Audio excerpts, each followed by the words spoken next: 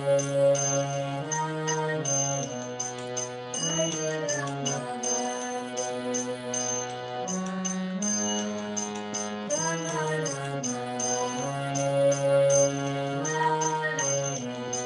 Hare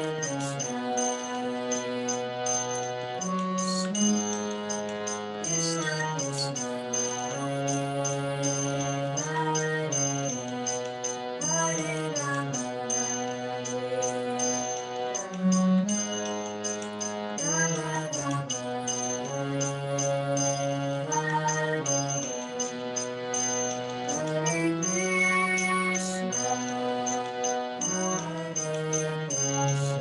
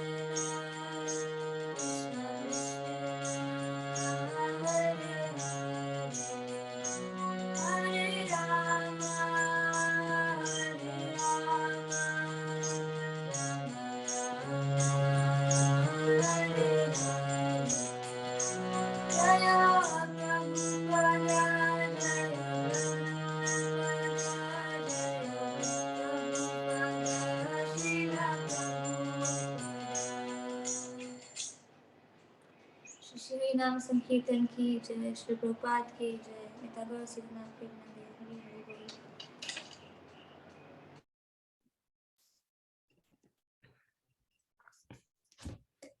Hare Krishna. Thank you very much for the kirtan. Lovely kirtan. Thank you. Hare Krishna. Welcome to all the participants today for the second session of the ISKCON Girls Youth Camp. As you all know, this program is conducted under the guidance of His Holiness Jayapataka Swami Maharaj. So yesterday, from the first session, we had very good response and excellent feedback. So thank you so much for that. So yesterday was student life in Krishna consciousness, and today we move from student to adult life in Krishna consciousness. So today is the second session, and then next weekend we will have the remaining 3 sessions. So on the 24th, 25th, and 26th of December. And we'll have topics like how to find the right marriage partner, etc. So a lot of hot topics and good interaction with the senior devotees, and also some video clips that we'd get to see. So today we have Her Grace Indira-sakhi Mataji, who will be speaking to us about from student to adult life in Krishna consciousness. So an introduction from Mataji. Indira-sakhi Mataji has been practicing Krishna consciousness for the past 20 years. She is the author of How I Achieved Real Success, a Happiness Guide for Modern Women. I actually have the copy and I've read it as well. An excellent book. This book discusses the relevance of spirituality and Vedic culture for modern women. She serves on the executive committee of ISKCON's Ministry of Education. She lives in Sridhar Mayapur with her husband and daughters, Krishangi and Gaurangi. She has spent considerable time teaching and encouraging her children to read Srila Prabhupada's books. Resultantly, they are the youngest in ISKCON to have completed Bhakti Vaibhav studies at age 14 and Bhakti Shastri at age 9. She holds a master's degree in computer science from the IIT Delhi and previously worked with large corporates such as HCL and Electronic Data Systems before transitioning towards full-time service in ISKCON. So thank you, Mataji. Over to you, if you'd please like to start.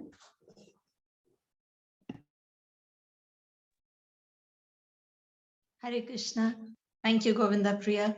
And may I say, it was really cute to see the baby clothes in the background. Congratulations. Okay, so we will begin our session today. Let's start with prayers. Namo Om Vishnupadaya Krishna Prishtaya Bhutale Srimate Bhaktivedanta Swaminiti Namine. Namaste Saraswati Deve Gaurvani Pracharine Nirvishesh Shunivadi Paschatya Deshatarine. Jai Shri Krishna Chaitanya Prabhu Nityananda Shri Advaita Gadadhar Shivasadi Gaur Bhakta Vrinda. Hare Krishna, Krishna Krishna, Hare Hare, Hare Ram, Ram Ram, Hare Hare. Thank you and welcome to day 2 of the Girls Youth Camp. Yesterday we had a wonderful session in which we discussed student life, and now we're going to discuss about the phase of life that we encounter after the academics are done.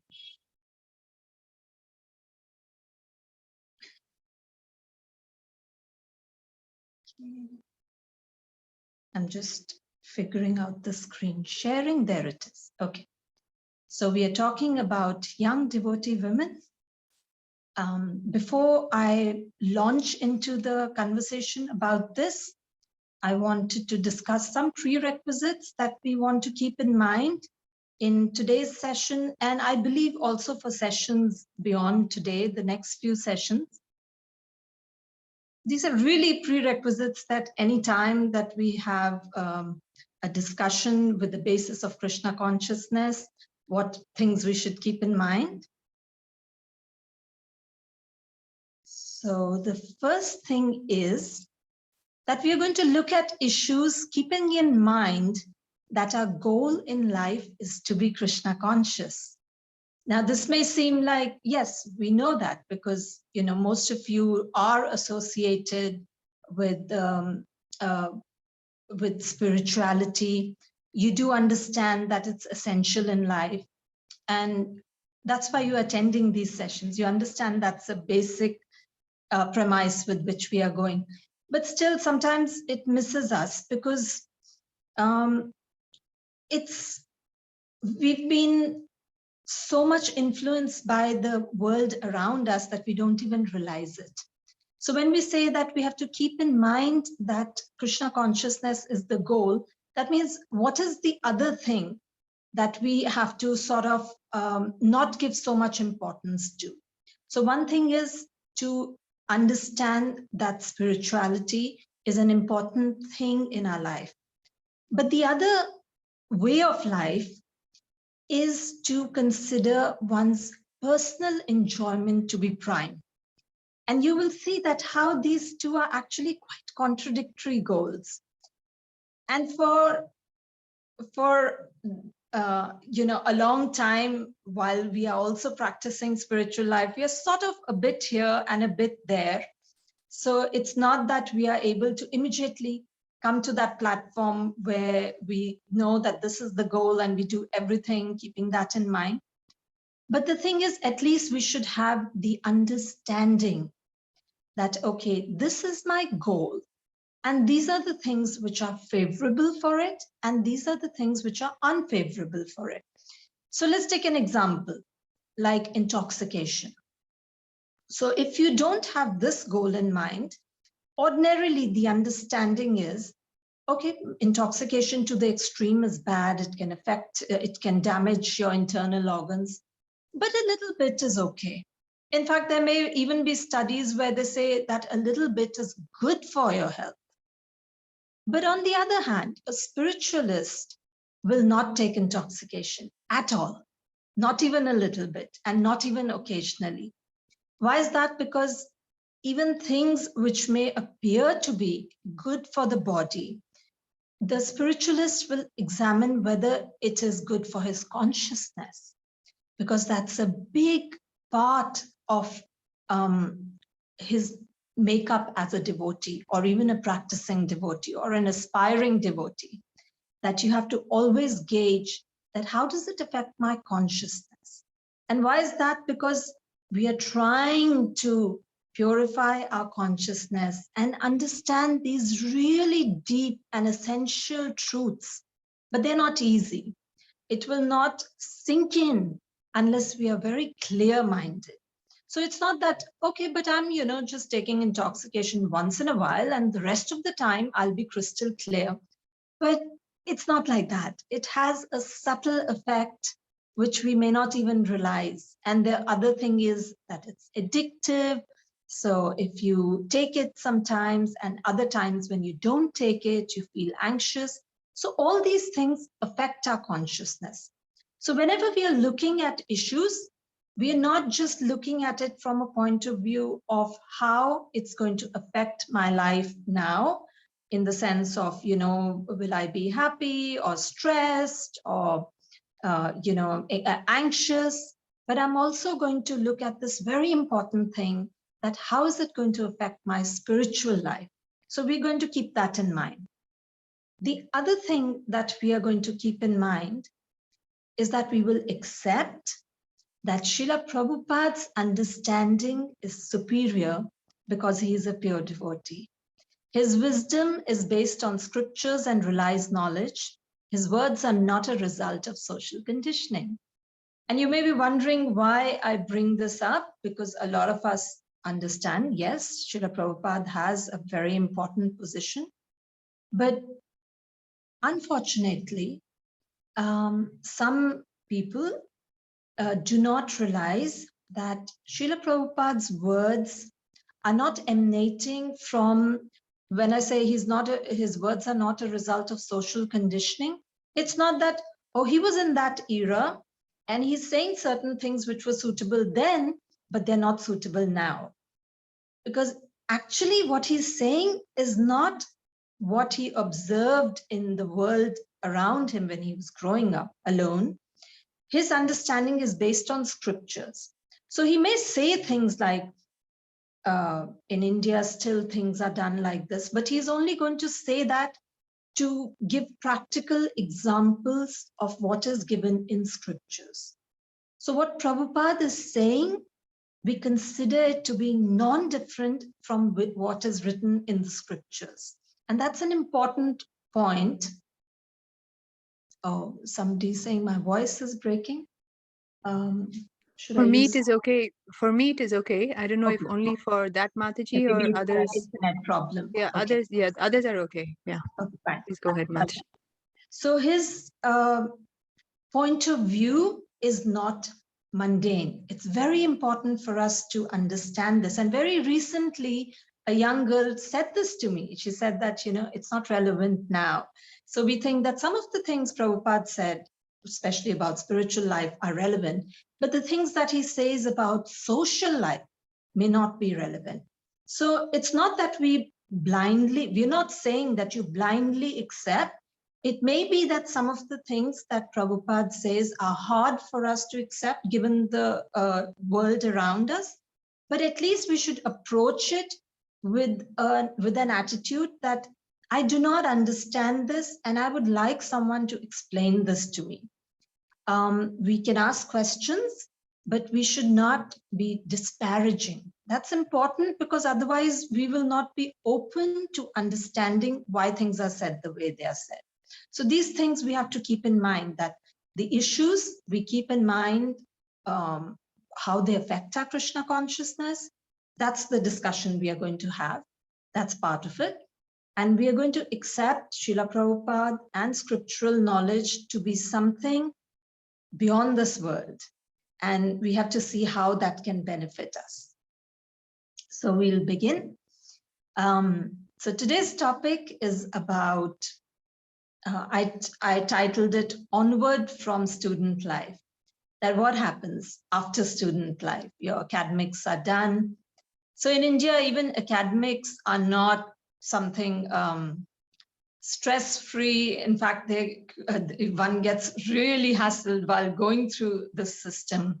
You have the 10th boards and 12th boards, and then getting into college and the college studies themselves. There's a lot of stress. But by and large, life is fairly straightforward in the sense one knows what to do, this, this, this. But at this point, when studies are over, then there are more decisions that come up, which actually are going to affect our life. And particularly for women, there are two paths that loom ahead. So there's marriage, and then there's work. And we have to make decisions about what should come first, or which in career, what should I take up? What will be suitable? In marriage, how do I go about it? So of course, marriage will be taken up in detail next weekend. But today we are going to talk about the decisions that we have to take at this stage in life. So some of the topics that we're going to discuss today is whether women should get married at all. And if yes, for those who want to get married, what's a good time to get married? And then what is the training or preparation required for getting married? We'll also look at careers, that what are the essential duties of women according to scriptures? How does that reconcile with the modern idea about careers? And we'll talk about workplace dynamics, that how does the current work scene look for a devotee? So we'll begin with marriage, the topic of marriage. Mataji, is the chat enabled? Because I'd like some interaction at this point. The first thing we are going to look at is, should all women get married? So you can type your answers, just yes, no, yes, no, yes, no, or yes, yes, yes, no, no, no. So just want to hear if all women should get married. What do we think? So Ruchi, no. Kritika, yes. Apurva, yes. Sure. It's almost yes, no, yes, no. Okay, thank you for your feedback. Let's hear what Srila Prabhupada has to say. So Prabhupada says, yes, man is regulated to become a first-class man And woman is regulated to become very chaste and faithful wife. Then life will be successful. And marriage, compulsory. Marriage, compulsory. There's a very interesting interaction. It's a television interview, actually. And the interviewer asks, she's a woman, everyone should marry? And Prabhupada says, yes, every woman at least should be married. So this is an interview in Chicago. The whole transcript should be read. It's very interesting. So Prabhupada often said that all women should get married. He wrote in one of the letters that all the women in our society, particularly he's talking about ISKCON, should be married.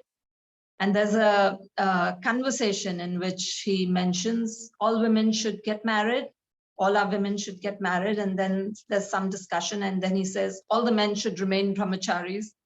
And then the devotees who are there, they're like, Prabhupada, how is that going to work? And then he said, yes, that requires expert management.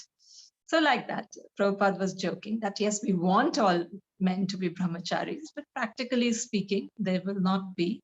And thus they should marry the women. So why does Prabhupada say this? What could be the reason that, he thinks that he's saying according to scriptures that all women should get married? What are some thoughts? Why should women in general get married? So we're not talking about the institute of marriage as such, but for women, what does it mean for a woman to be married? What are the benefits, so to say, that why should women get married? Thank you. Vaishnavi, protection. Yeah, Monica, protection. They need support. Ria, protection. Yes, okay. An answer other than protection, we get it. Protection. Yes. Emotional support. Good. Yes. Kritika. Yes. Love, Sakshi Sharma. Very good. Shreya, to remain chaste. Support for Krishna consciousness. Wonderful. Guidance, to serve and love their families. Guidance. Yes. Support and protection. Guidance. Yes. Very nice, Ruchi. Women have a natural tendency to love. Correct. Mamta Mataji, you can just type. It's better because we are getting the answers quickly then. They get easy, so she can support. I missed something. They get easily carried away, somebody said. Very good. They can serve the Lord through the husband. Good. Mamta Mataji, protection. Yes. Yes. To experience true love for their children. Yes. So that they can understand pure love for Krishna. Very nice. Very nice. Duty. Good. So yes, well, you all have such a good understanding. Let's read ahead. Of course, overwhelmingly shelter and protection, and you're correct. It's a very important factor. Srila Prabhupada says, a woman, however powerful she may be in the material world, must be given protection. For as soon as she is unprotected, she will be exploited by Rakshasas like Ravana. Before Mother Sita was married to Lord Ramachandra, she was protected by her father, Vaidehi Raj. And when she was married, she was protected by her husband. Therefore, the conclusion is that a woman should always be protected. So this is true. It's a very important factor. And here we must understand that protection doesn't mean just physical protection, because then you can be a single lady, you can be living in a society which has nice security, and you hire a driver, so you go to work, and you don't have to be worried. But this is not just physical protection, although that's a part of it. But it's also the equally important part is emotional, like some of you said, that the ladies need love and security. That's like a very inherent need. So when we say about Prabhupada's books, okay, this is from a purport of Srimad Bhagavatam 9, 10, 11. So the references there. So it's not just physical protection, it's emotional support, which is equally important. And that helps that there is one person who's there for them, and then the extended family is there. So they require that. And protection is not to be taken in a negative sense, that it's to just, keep them under control. No, it is, the proper understanding is that just like something very valuable is to be protected and kept carefully, and particularly if that thing is valuable, and at the same time, it is such that someone else may, like here it says, may exploit them.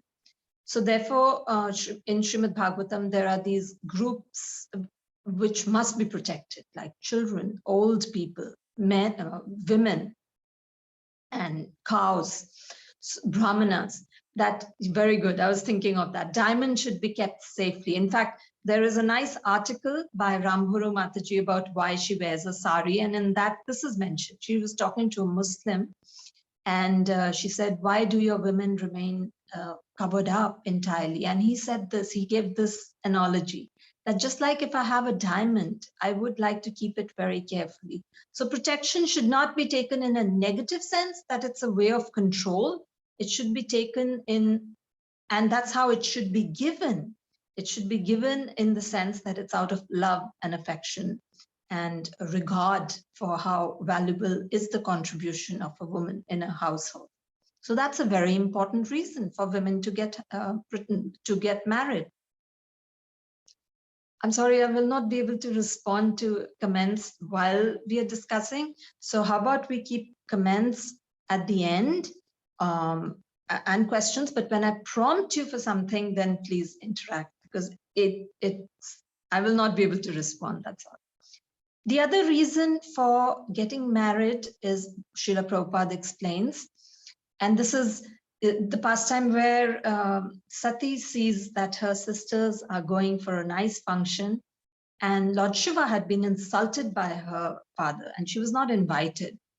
So she knew that, her father is not favorable towards her husband, and she has not been invited. Still, she wanted to go. And this is Sati. She is a very exalted personality. It's not that she has, it's that, oh, it's just one lady, if she had better sense, she would not behave like this. She's already a very elevated personality.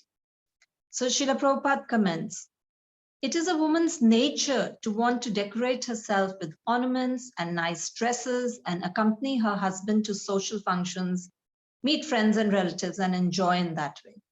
Therefore, in Sanskrit, the word for woman is stri, which means one who expands the field of material enjoyment. A woman attracts a man, and in that way, the scope of material activities involving house, wealth, children, and friendship increases.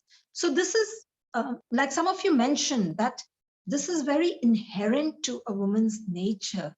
She wants these things to feel complete. Somebody in the end had said to feel complete. Why? Because it's not just marriage with a man. If they're married, they'll have children, she'll have a nice house, and she gets to do it very aesthetically. And that's very pleasing and satisfying to a woman. In fact, all these years, we lived very austerely, because me and Prabhu, we had this idea that anyway, this is a temporary abode. We would not even buy a house. We always used to have a rented house, and we were moving from place to place. And I never really bothered about doing up the house well. We had very nice pictures of Lord Krishna, his pastimes always, but everything else was very basic. When we came to Mayapur, we didn't even have beds. We slept on the floor for a very long time. But when my daughters started growing up, particularly my elder daughter, she was very interested in doing up the house very nicely. And earlier I used to think, putting a vase and decorations, that's just Maya. I don't want to get so attached to the house and, spend time in doing that. But actually, she wanted that just because it's, in a way, our abode is also, Krishna is there, his temple is there. So if he's in a nice environment, devotees who come in, they feel more comfortable and happy. So it's not just for her enjoyment, but generally it made her very satisfied. And I also felt really good. And I realized that, yeah, these are natural propensities for women. And there's nothing wrong with that. In the sense, we don't want to go overboard and spend all our money in doing up the house and having very elaborate clothes and so on. But the fact is that these are things that matter to women. And we should realize what our nature is, because that will help us to be more peaceful in life. So when we look at this topic from the point of view of how does that help my spiritual life? So some of you said very nicely that we get married and then we can, along with our husband or in the protection of this house, then we can serve the Lord very nicely. So even if due to some circumstance, a woman is married into a family where they are not favorable to Krishna consciousness, but still at least she has this shelter and she can be peaceful.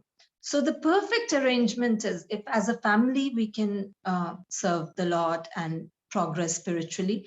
But even if that situation is not there, if a woman is married and she has that shelter, her mind is more peaceful, and then she can progress in her spiritual life. So this becomes a favorable factor for practicing Krishna consciousness, to be married, to have that stability in life. Yeah. But then the thing that comes up here, interestingly, is that do we need marriage particularly for that? What I'm hearing is that we need a partner and we need some provisions like a house and children. So why marriage? Because there's another concept that's all the rage now, which is live-in relationships. In fact, I did some research and it said that 80% of Indian millennials support live-in relationships. So it's like you still get all those things. You get the protection because you're living with somebody, and then you can set up your household. So what is the need for this, legality of being married? You can get all the benefits by being in a live-in relationship, is it? So what are some of the reasons that people may want to go for live-in relationships? Yes, Manisha, sense of responsibility, Muskan, guarantee. Okay, I'm asking, make a case for live-in relationships. Please tell me, why would somebody want to have live-in relationship?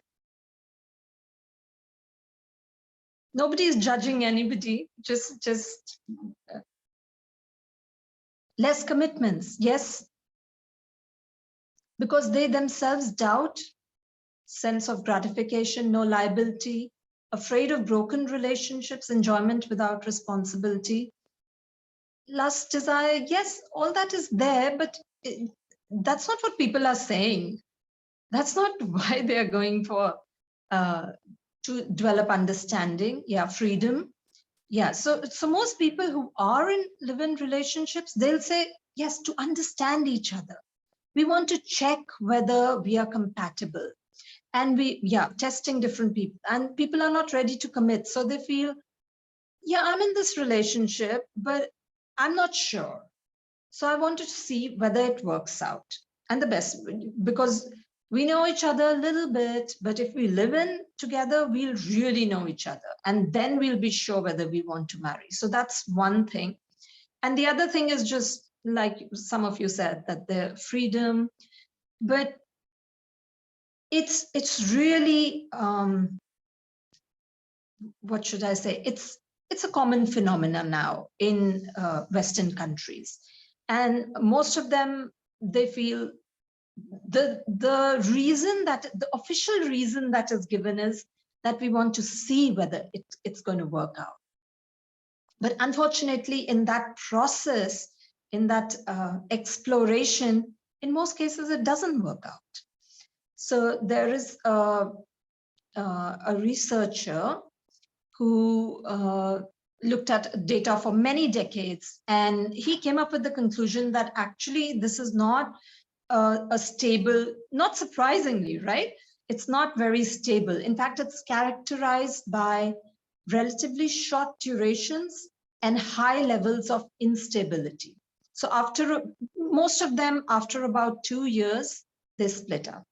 So even people who are dating, they feel they really care for each other, they move in, but only about 40% end in marriage. Yeah, so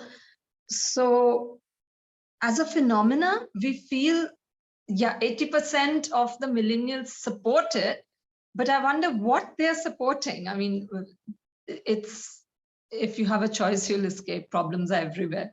But without marriage, we will run away. Yeah, that's another outlook that some people have, that I don't want to be forced into something.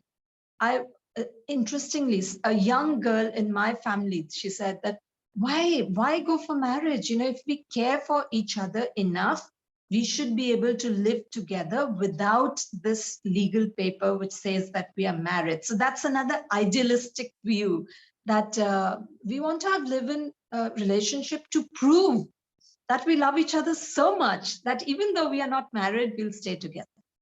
But honestly, do you really think it happens? Because in India, we may be thinking about it idealistically, but we don't have to second guess whether it's true or not. Because in the Western countries, and this is interesting, a lot of things which are coming to India now has happened in the Western countries. So you only have to Google the statistics and you'll get a very clear picture of how it plays out.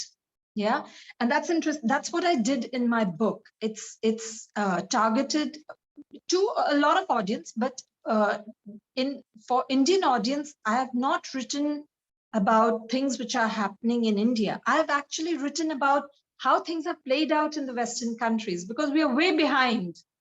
All these things have happened there. The feminist movement, live-in relationships. Now they're a step further, which is called the hookup culture, where they just have one-night stands and you don't even have to have a commitment. Anyway, that's different and not under discussion here. So one thing is that we can see that it's not a stable thing. And the other very ironic thing is, because people get into a live-in relationship to understand each other better, and at some point they get married. But did you know that there is a pre-marital cohabitation effect, which means that those who live together prior to their marriage are more likely and not less to struggle in marriage and end up in divorce, right? This is a recent study published in Journal of Marriage and Family. So this is as recent as 2018, because what happened, they realized this, that actually people who live together, they may get married. I'll give the name of the book in a bit. They may get married, but then they'll end up in divorce. So how does that work? Because they already know each other well. They've lived together. So what happens? So one of the reasons is that people who get into a live-in relationship, they already do not have a very good attitude towards marriage. Otherwise, they would have got married, right? If you love somebody, you commit to them, you get married. But they're already a bit iffy, marriage, I'm not sure. And they get into it, they may marry, but as soon as things get rough, they'll divorce. So this was about 2 decades ago. And then people said, no, but that time, it's only the weird people who would live in. Look at things now. Everybody is in a lot of the percentage of their population has live-in relationships before marriage. So now we don't think that it affects the divorce rate. But then a recent study found out that it still exists, that people who've lived in before getting married still are facing higher divorce rate. So not a very good phenomena. Let's examine it from a point of view of why we would not, okay, I don't want to be so prescriptive, but why we would not like to be in this kind of situation. When I was asked to talk about this, I was like, it's a no-brainer. Who would want to risk, which girl would want to put herself in such a risk? But that's because I'm in a generation where it never happened. So, but after a while we get, okay, I won't say never happened, but very rarely happen. But when this becomes the norm, and it is fast becoming the norm. Another statistic was that 50% of young people in Mumbai are in a live-in relationship. So when it becomes a norm, then we start accepting things without really thinking about it. So let's think about this a little. Now, a basis of live-in relationship is that you're in a relationship with somebody without a very hard commitment. Of course, in one sense, there is a commitment more than just dating, because you are living and then, you do take responsibility for each other. You are there at the end of the day for the other person. But still, it is very easy for a person to walk away. Yeah. And even now, even today, the statistics or a research that I looked into said that most women get into live-in relationships with the expectation that at some point it will culminate in marriage. Okay, so they're just thinking, let me try this out and then we'll get married. But for most men, or for many men, that's not the primary reason. I mean, they're just, yeah, okay, I like this girl and we're getting along and let's live together and it'll be nice. So even at that point, even in Western countries where you may think that, oh, men and women think pretty much alike, they're quite liberated and they're not so hung up about the idea of marriage, but still this difference exists. And why is that difference? Because like we discussed and like what's given in Shastra, that it's an inherent need. It's in the mental makeup of being a woman. You want that kind of security. There's a phrase in Western world called the white picket fence. They want that little house with a little fence and a garden, and women, they cherish these things. That's how they will be happy and peaceful. So live-in relationships, I don't know. I mean, even what to say of live-in relationships, even dating, just to check whether it works or not, is a bit iffy because, well, it's not an innocent kind of a friendship. When you're dating, it's always more than friendship. And there's always the risk that it breaks up. And then where does that leave the woman or the girl? Pretty much heartbroken. And even if she's ended it, it's not nice. Again, we are not just looking at this from a conventional social point of view of what is right or wrong. If we indulge in these things, it'll affect our consciousness. In fact, Srila Prabhupada writes that the first relationship that a woman has, an intimate physical relationship, she will never forget. That's the person she'll give her heart to. So when girls indulge in these things, it's very difficult for them if it breaks up. Or even at that time when it's progressing, then any little thing that happens, it really disturbs the mind. So not looking at it from a conventional point of view, but if you are interested in making spiritual progress, then having a relationship which is not stable, which does not have the stability of something as sacred as marriage, is not going to be favorable. So that's for dating. And what to say of live-in relationship? Can you imagine how much you will invest in that relationship? It's like everything for a woman. You are committing to living with somebody.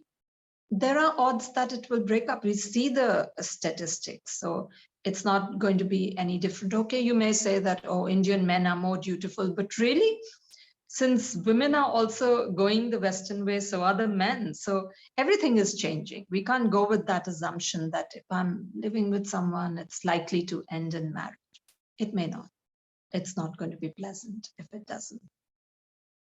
So we'll still talk about this in question answers. If you have any comments, doubts, something more to say on this topic, this is what I wanted to say from a point of view of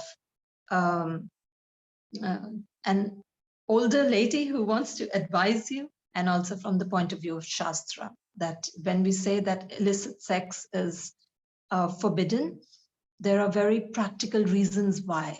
These are not rules which are just given, to make life very strict and disciplined. There are reasons for it. We're aspiring for something so beautiful, and we don't want it marred by things which are troubling our mind. So all these things are important when we are looking at it from, is this good for my spiritual life? So we're talking about marriage and that it is required that women should get married. What's a good time to get married? So because this is the decision you have to make at this point, like we're discussing, that student life is over. Now, should it be marriage or career? So what's a good time to get married? Let's discuss this a little bit. When should women marry? Prabhupada writes, it is recommended they should be married at very early age. Then the wife will remain always chaste and devoted to her husband. At such young age, from the first night onwards, she can never for a moment forget him, being still child and unspoiled. Therefore, she becomes the perfect chaste wife. Rather, it is when people are a little grown up, when they have got little independence and their own way of doing things, then if they marry, there is often difficulty to adjust. So early marriage, very early age.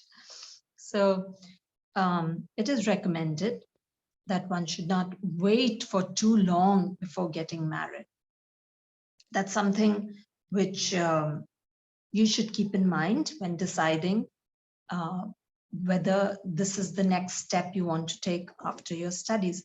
What are some of the other benefits? So what Prabhupada is saying is that the longer we wait, the more we become so set in our ways that I like this, and we form certain opinions.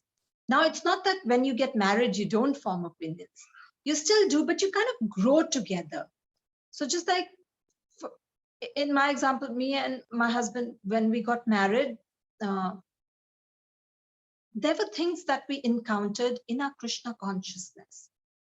We came to know a little bit about the history of ISKCON, which we didn't know earlier, and we were disturbed by it, but we sort of got through it together, and that was very powerful for us. And so many things that we then about seeking a spiritual master and interacting with devotees in the congregation, then things that we encountered as parents. So there are a lot of things that I had my own point of view and Prabhu had his own, but we were still young. And it wasn't that I had done so many things in my life that I was like, oh yes, this is it and nothing else, because I know, just like I was speaking to you now, that as an older Mataji, I can advise you. So when you're older, you feel you have the experience, you've been there, done that, and you become a bit sure of yourself, which is a good thing. But it can be a problem when you encounter a difference of opinion which is inevitable in married life. But if you grow together, then you learn to resolve these things. And it's likely that you have a lot of common experiences, and that strengthens your relationship.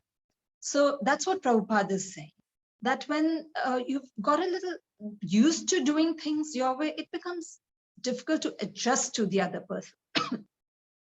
So that's one of the reasons, and a very important reason, to consider getting married early. Some of you are asking me what's approximately very early age. Well, the legal age is 18, dear girls. It is highly recommended. We see it in Mayapur. Many girls have got married at this age, had children very early. But no, it's not. It's 21. Is it? Probably it's changed because we heard it was going to be changed. That's very unfortunate. Honestly, it's very unfortunate. Till a few months back, it was 21. Anyway, the point is that 21 is also still early, Ayushi. You know, if people say that if you go to your family and get married at 21, they'll be, what? You know, do this, and you're too young, and abhi to bache, all that. Whatever. That is that is a decision you have to think about. You have to consult your parents and so on. But the earlier, the better. And you know what? It is not that it is an old-fashioned view, and this is just in India. All over the world, people would get married at a much younger age. But in the last few generations, that's changed. But it's not, I mean, it's not essential that whatever is the current trend is suitable. And during the research for my book, I found that many people are actually realizing it, that the traditional model, which they have thrown out of the window, is not benefiting them. It's quite the opposite. So there is one feminist who was typically, you know, her mom brought her up with all these ideas of being independent, to the extent that she didn't get married, but she wanted to have a child, and they just through IVF, she and her friend, they had children. And she writes a very interesting article in which she says they went to the park and they all were sitting there, and they said, with their children, and they saw that other family people were playing and so on. And they said, whoa, this is wonderful, you know. And then they looked at each other and they started laughing, because they said, we are lying to each other. This is not wonderful. We would have also liked to have a family, but here we are alone and we have children, but it's not that sense of completeness. Yeah. So here's what she says. She wrote an article, Marry Him, the case for settling for Mr. Good Enough. Settling means that let's read. Every woman I know, no matter how successful and ambitious, how financially and emotionally secure, feels panic, occasionally coupled with desperation, if she hits 30 and finds herself unmarried. My advice is this: settle. That's right. Don't worry about passion or intense connection. Based on my observation, in fact, settling will probably make you happier in the long run, since many of those who marry with great expectations become more disillusioned with each passing year. So what she means by settle is that, you know, there's this idea that, oh, there's this perfect person somewhere out there for me, and I'm not going to marry till I find him. So a lot of people give priority to their work, and they also keep waiting for that perfect person to come. And here she says that don't make that mistake, because before you know it, you're 30 and then 40 and you're still unmarried. Okay, so the other point of view here is that what about those people who want to give priority to their spiritual life? So this is the scenario where a person wants stability to practice spiritual life nicely. But what about those? And Srila Prabhupada has quotes like this. There are a few quotes by Prabhupada where he says, first class is to never marry. And somebody asked for women also, and he said, yes, you know, Krishna is the supreme protector. Krishna is the supreme husband. So it's there in one or two conversations. The point is that more often, Prabhupada says all women should marry, but sometimes this comes up. So how do we reconcile the two things? And I think somebody made this comment that why not depend on Krishna and so on. So the answer to that is that, yes, that is very good. That's first class, as Prabhupada says, but it's not for everybody.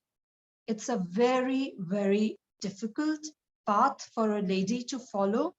It means you have to lead a very austere life, and you really in your heart are convinced that Krishna is the only person who you're convinced of the fact that you will receive protection from Krishna. Not just that you have the conviction, but you are really that detached. Now, this is very rare for a woman. And why we need to think about this is because at some point we may feel like this. We may even be disillusioned because of failed relationships that we've had or we've seen people around us have. We may come from a broken family and we may think, I don't want to get into it. So that may be one reason. Or you came to Krishna consciousness and you feel, this is amazing. And I don't want to risk anything spoiling this for me. So you may want to remain brahmacharini. But there are Matajis I have met in late 30s, 40s, who then want to get married. So it's a decision that we have to be very, very careful about. What to say of Matajis? So many brahmacharis later in life want to get married and they do enter grihasthashram. So this is not something we should risk unless we are ourselves convinced and we get astrological advice, we take advice from senior devotees. In most cases, better safe than sorry, women should marry, and they should marry early. So we talked so much about marriage and when we should marry, whether we should marry or not. What about work life? Because that's also a very important aspect of our life. We've studied and everybody expects that we should get a job at this stage if studies are over. So let's look at it from Shastra.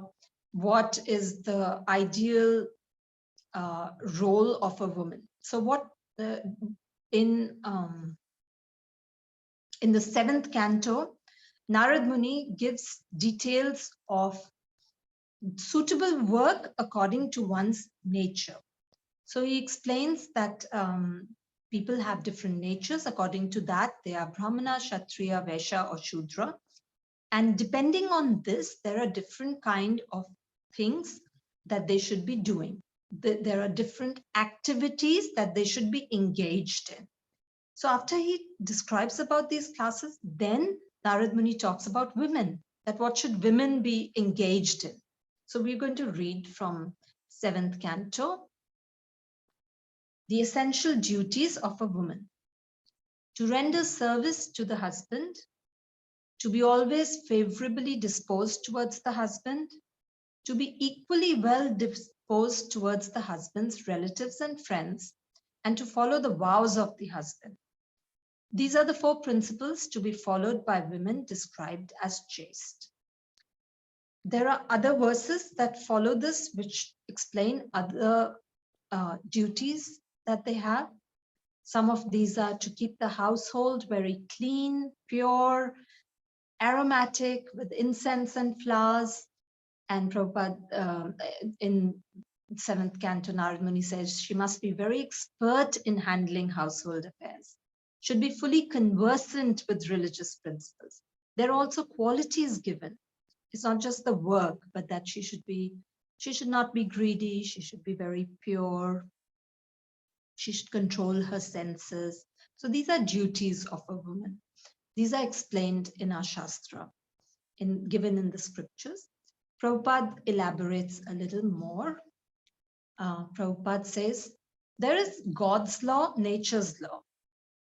Let the man and woman combine together, live peacefully. The woman takes charge of the household affairs.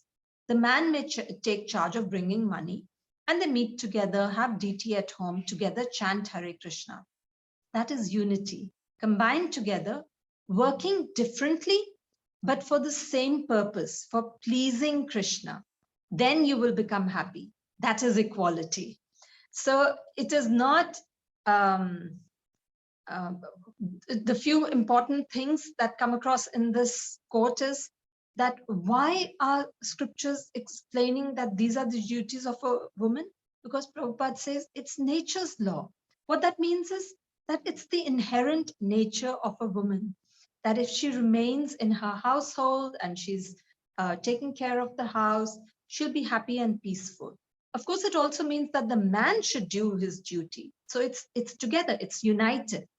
But it doesn't mean that her contribution is any less important or valuable, because Prabhupada says that is equality. She's doing her part at home and he's doing it outside. So Prabhupada says, he wrote in a letter, a woman's real business is to look after household affairs, keep everything neat and clean, so important. And if there is sufficient milk supply available, she should always be engaged in churning butter, making yogurt, curd, so many nice varieties, simply from milk.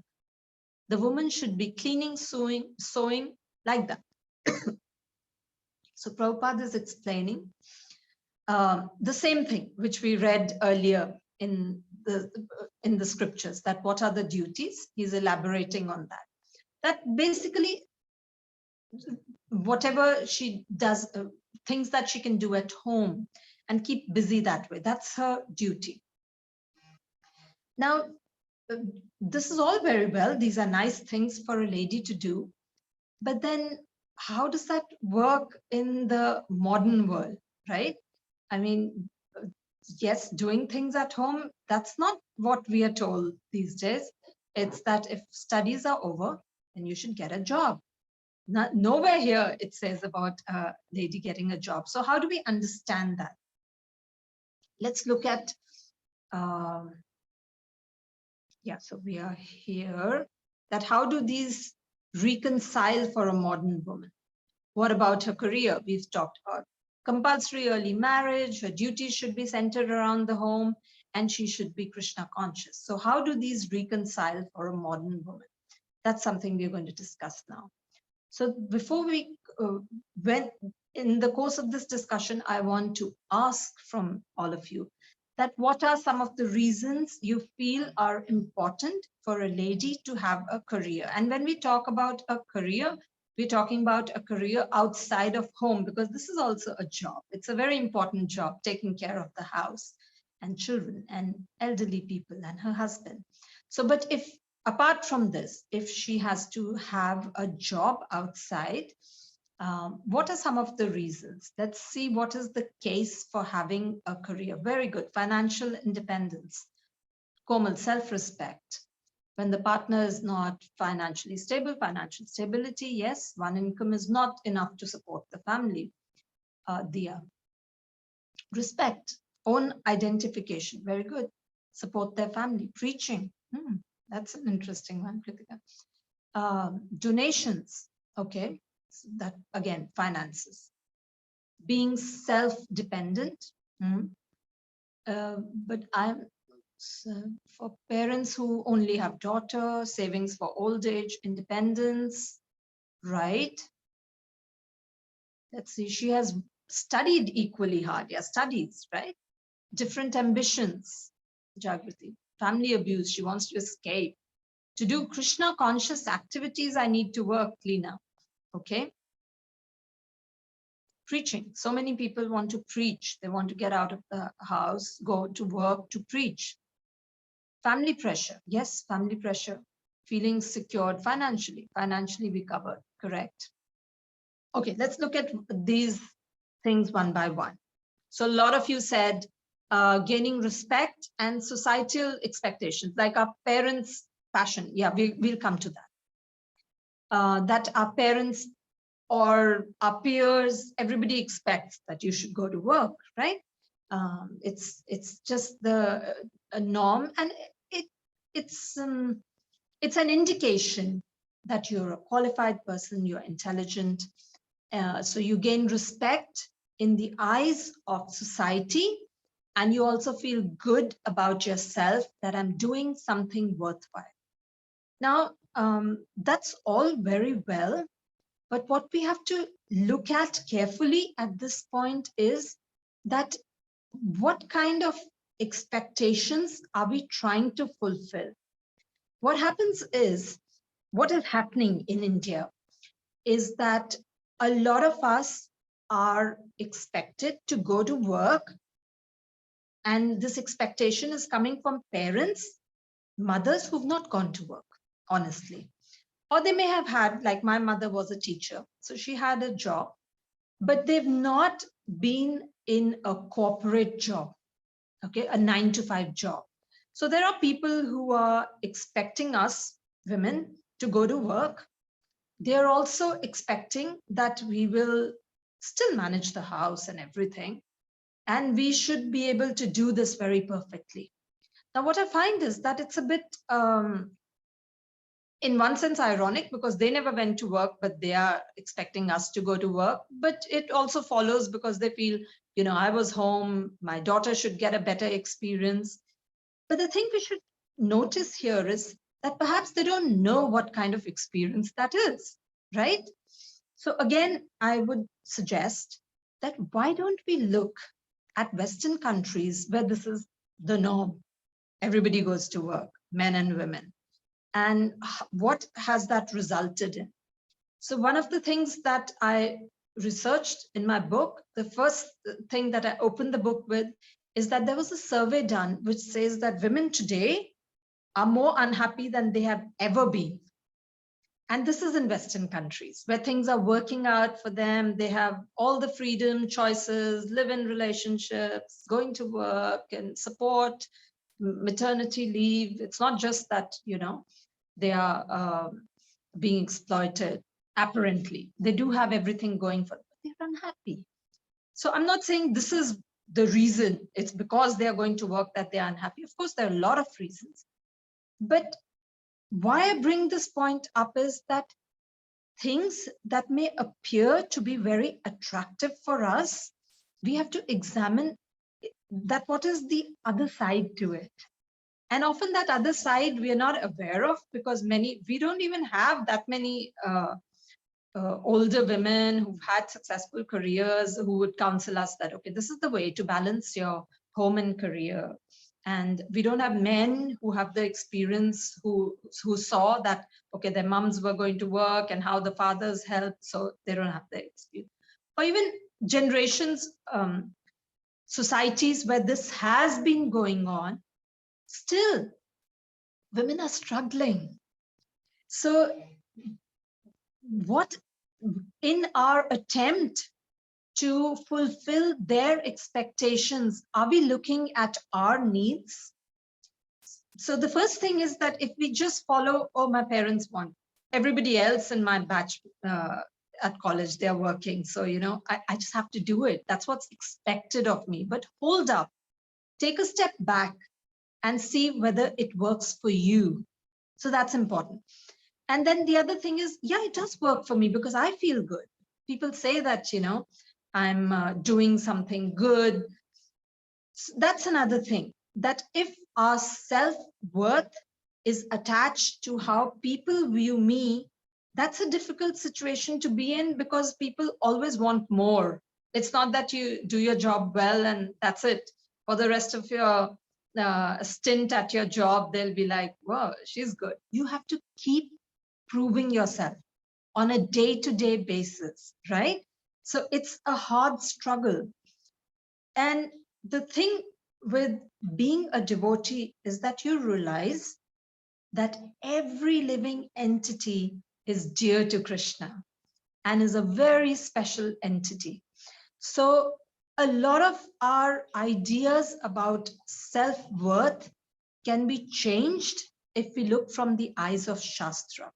So this is a very big reason why women in the middle class go to work.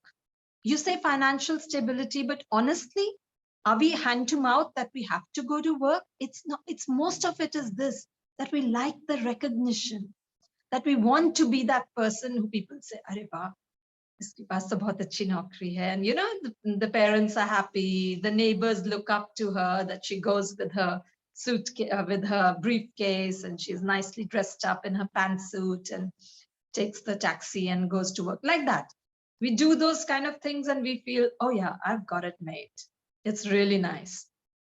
But what we don't see is the other side of it, that it takes a toll. It's not that easy. It's not that we are going to go and chill there. You have to work very hard.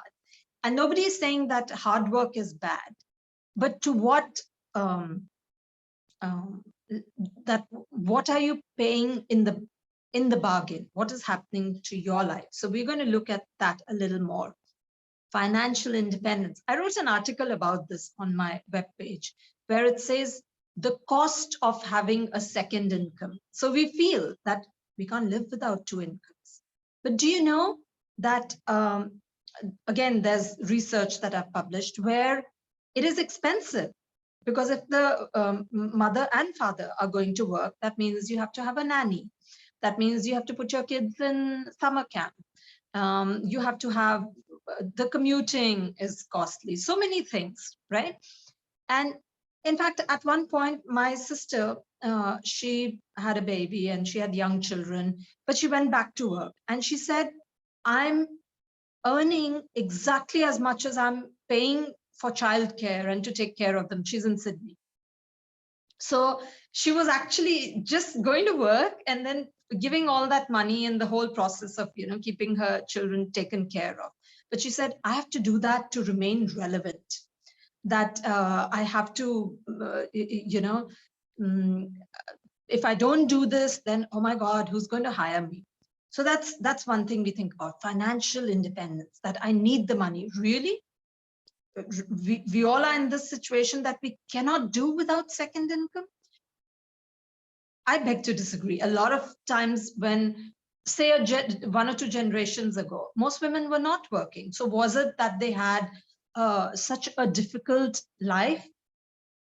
They were comfortable. Maybe they could not afford a very big TV or a big car, and they had a scooter, or whatever the case be. I'm not saying that the second income is not welcome, but what I'm trying to say is that it's not impossible to live on one income. And then we are also looking at it from a point of view of, anyway, when you're trying to be devotional, you want to simplify your life, which doesn't mean we take undue austerity or we don't try to live comfortably, but it means that we don't bend over backwards, that, oh, both of us have to work, because otherwise, how can we afford to have a good holiday abroad? Or, how can we afford to give iPhones to our children? All those, like, bordering on luxurious things, that if we have to examine very carefully that what we mean by having this extra source of money. And it also, some of the people say that, but what about an emergency? Like, what if your husband leaves you, or there is a problem and he can no longer go to work?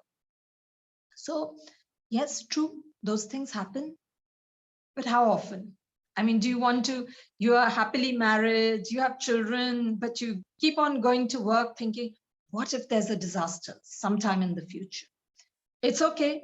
My family life may get neglected, and maybe I can't give time to my children, but at least in the situation where there's a crisis, I'll have my secure job.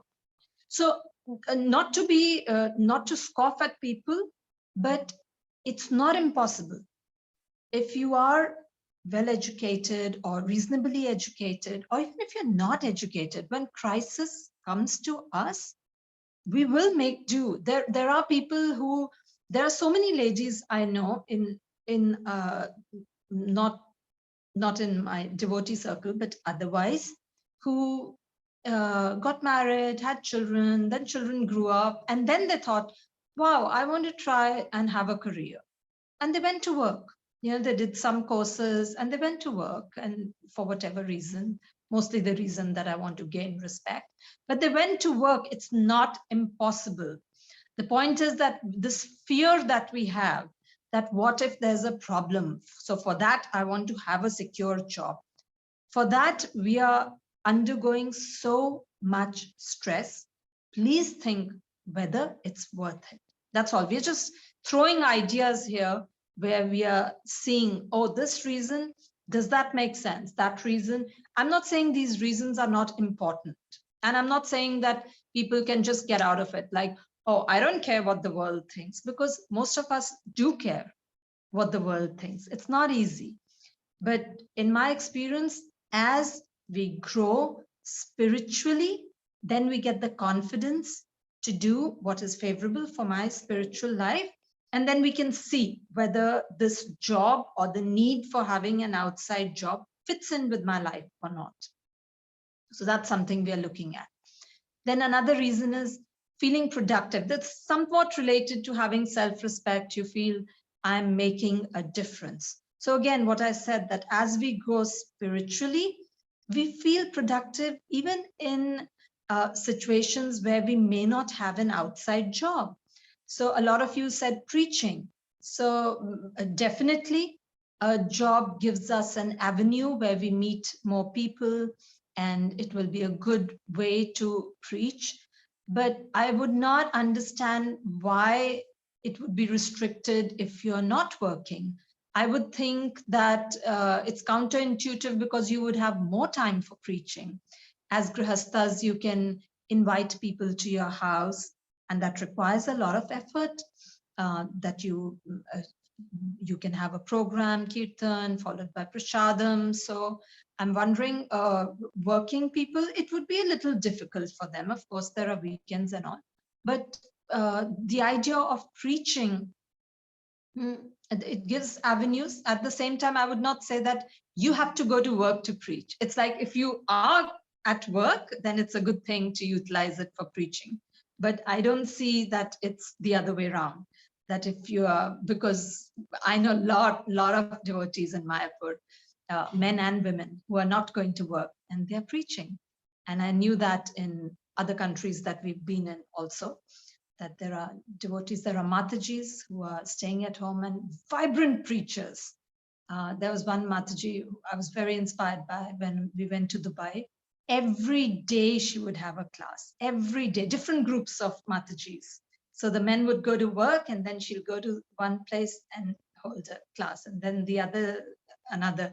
So she was cultivating so many Matajis, and it was spreading, because then those women would bring their family gradually into Krishna consciousness. So that's really nice. And then you feel productive. So you don't feel that you're missing out, because you are doing wonderful things at home, and then you're preaching. So this is important. Again, if I were to give this this whole thing to an audience who does not understand the importance of spiritual life, it is a bit mind-numbing to have the same thing at work, at home, the same routine, because they don't have a higher goal. But for devotees, even household things have a special importance. The children have to be nurtured very nicely, otherwise also, but especially if they are to be taught how to be devotees of Krishna. And the house is kept sparkling clean, because it's a temple of Krishna. And all these things are very inspiring. And at the end of the day, you feel good. And you know what? People also feel, will be appreciative towards you. That's been my experience by and large, that a lot of people initially in my family, and I'll come to that, that is utilizing one's education, right? So many people told me, you're from IIT Delhi, and you're just wasting your time. You're not going, you don't have an outside job.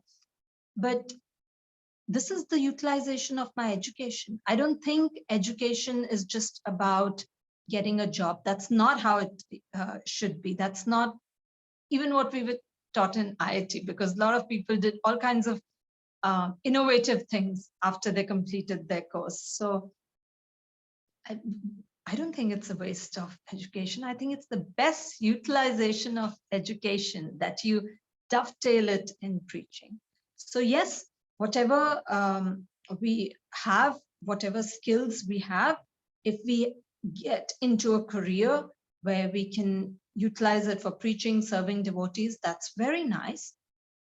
But if these are our reasons, that just because I'm educated, I should get a job, or I'm bored at home, so I should go to work, or that I want to make more money, or that I want to do what everybody else is doing.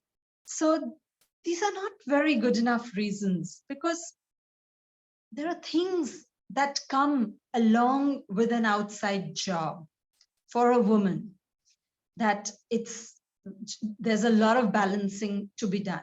So the reason I discuss this is that some of you will have careers ahead of you, but please go with your eyes open. So that I discuss next. One of the ladies was very upset. She was brought up by her mother, who was a feminist and so on, and she was angry. She writes in an article, "The Sins of Our Feminist Mothers." Here we are, supposedly having it all as we edge 40. Excellent education, good qualification, great jobs, fast-moving careers, good incomes. And many of us own that trendy little inner city pad we live in. So these are very successful women. This lady, Virginia Hosseger, is a TV journalist. So she's, for 15 years, she's been a TV anchor, very successful. But the truth is, for me at least, the career is no longer a challenge. The lifestyle trappings are joyless, and the point of it seems, well, pointless. I'm childless and I'm angry. Angry that I was so foolish to take the word of my feminist mothers as gospel. Like whatever the mothers said, that, be bold, independent, don't worry, job is best. Angry that I was daft enough to believe female fulfillment came with a leather briefcase. It was wrong. It was crap. Sorry for the language, but she's so upset because this is what she was told, that real fulfillment is to have a great job. If you have a good career, you will be so satisfied. The job satisfaction makes up for everything else that may be lacking in your life. And now at age 40, she's like, no, I'm upset. This is not true. So look at this. This phenomena is happening in front of us in a lot of countries. So you and I don't have to go through it to understand what life will be like if we are doing this tightrope walk of managing a house, a career, and our sadhana. So my point of bringing forth this discussion, those of you who have a career or are aspiring for a career, please go with your eyes open. Understand what you're getting into. Think about why you want it, and be clear about what is your primary duty as given in Shastra. So how does that reconcile? Think about some career choices which will help you fulfill your duty and help you remain peaceful. So what that means is, think about careers which may be part-time, work from home. Great options are coming up now, working from home, freelancing, having a small business of your own, like a boutique or interior decoration, even computers. There's so much you can do sitting at home. My elder daughter, we encouraged her to study law. She's doing an online course while still here in Mayapur, because that's, again, one of the things that you can do sitting at home. You can be a lawyer, you can help people make documents or whatever. You can have an independent practice. And that means you can have your own hours. So if at all she has to go to work, it can be at her own terms, which means her family doesn't have to be neglected. It's not going to take a toll on her life. So go with your eyes open, make sensible career choices, and maintain exemplary conduct at home. So those of us who are in a workplace, there's so much to talk about this. We are running out of time. Mataji touched upon this a little bit yesterday. It's similar to how you conduct yourself when you're in college and you're a devotee, right? It may be that now you have an interest in spiritual life, but you already have been in the office in a different way. And now you're wondering, like, what do I do? How do I sort of distance myself from that image that I have? But that's not a problem. Don't worry about it. You should be honest about who you are at work. That means if it is a transition that you're going through, let people see it. And especially if you're going to work in a new place, that's great, because right from the outset, you should, not in a big way, but you should make it clear what your views are about things. And very quickly, people will understand. You know how it used to be in college. That's, oh, she's too goody-goody. You cannot say certain things in front of her, or she comes from a very pious family background. We knew that there were some people who were just very pure. That was how their upbringing was, and we just knew it. So that comes across. If you don't indulge in prajalpa and frivolous talking, people will see it. If you are dignified, they will respect that. Eventually, they'll get the message, and automatically you will see that you don't have to kind of struggle with, how do I remain a devotee at work? You can still maintain your values, but you have to be a little strong for that, and you have to be confident about who you are. So don't get into debates if you can't handle it, and I would recommend not to do that, but maintain your integrity. A lot of devotees today spoke about preaching. How do you preach at work?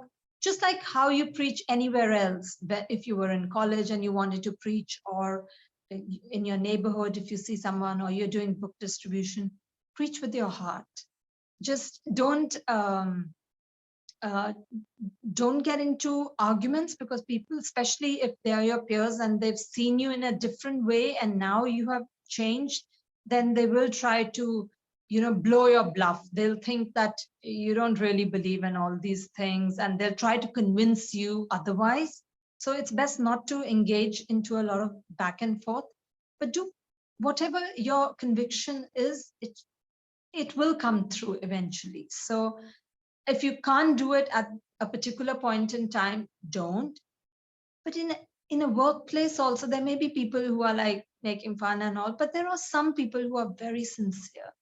I remember when I was working, there was one girl who listened to what I said, and I said, this is how it's given in scriptures. And she's like, I can't believe everything is false, like Big Bang. Maybe Krishna made the Big Bang happen. She was so stuck with the scientific things that she had, but she was a pious girl. So she wanted to reconcile the two things. And I thought that was very sweet. She at least was open to the idea. And she's like, I don't think they're wrong, but maybe Krishna. So I said, no, well, we know how the universe was created. It's given in scriptures. It was not a big bang. But anyway, so there will always be people around you who are sincere. Try to understand who they are. And certainly you can preach to them in your own way. Just whoever can be in your circle of influence, preach to them with your heart. Okay, I did think I would wind up by 7:45. We're already 15 minutes above the time. Thank you for your patient listening. Hare Krishna. I would love to have questions now. So we can have questions, comments, protests. If you didn't like what I said, I would like to elaborate on something else, you can let me know. How do we take questions? Yes, Anuradha is there. So Anuradha, you can read the questions from the chat. And if there are some who are raising hands, we get one hand, one chat question. Anuradha, you can Okay. help with that. Okay. Mataji, I'm unmuting those who have raised hand. Yeah, you can do it one by one so that there isn't confusion. Okay, Mataji. Hare Krishna Mataji, am I audible? I'm sorry. No, not at all. Hare Krishna Mataji, thank you first of all, thank you for a wonderful session. I think I had a lot of doubts in my head before joining this camp, but I think eventually all the questions I had got answered on their own. So Mataji, just one quick question: that what about when you're dating somebody who's a non-devotee, and and you are also somebody who's developing over time, who's trying to develop your preaching also over time? Then how do you decide that is that the person whom, although the person supports, the person is understanding, but the like the relationship is not yet on the stage where you get married, like not that you also think that you're ready to get married, but how to deal with it? Not that the person is wrong, but then how to go about it? Should we still be in there? Because there's no reason to get out of the relationship, because that relationship is not disturbing, but there's no terms where you say that no, I will get married to this person only, because that's going to happen, let's say 3 years down the line. Oh, Muskan, you bring up a really tricky situation. And there's one girl right now who's attending, and I've had so much back and forth with her on this. She's in exactly the same situation that you've said, that she's already in a relationship, and then she came to Krishna consciousness, and her boyfriend is like kind of favorable, but she's not sure what to do. So she's studying, and they cannot get married for many years now. The families know about them, but because of their studies. So my advice would be that first and foremost, please do not get physically intimate. That's very, very important, because then you will be emotionally attached to an extent that, good, bad, or ugly, you will just want to remain in this relationship.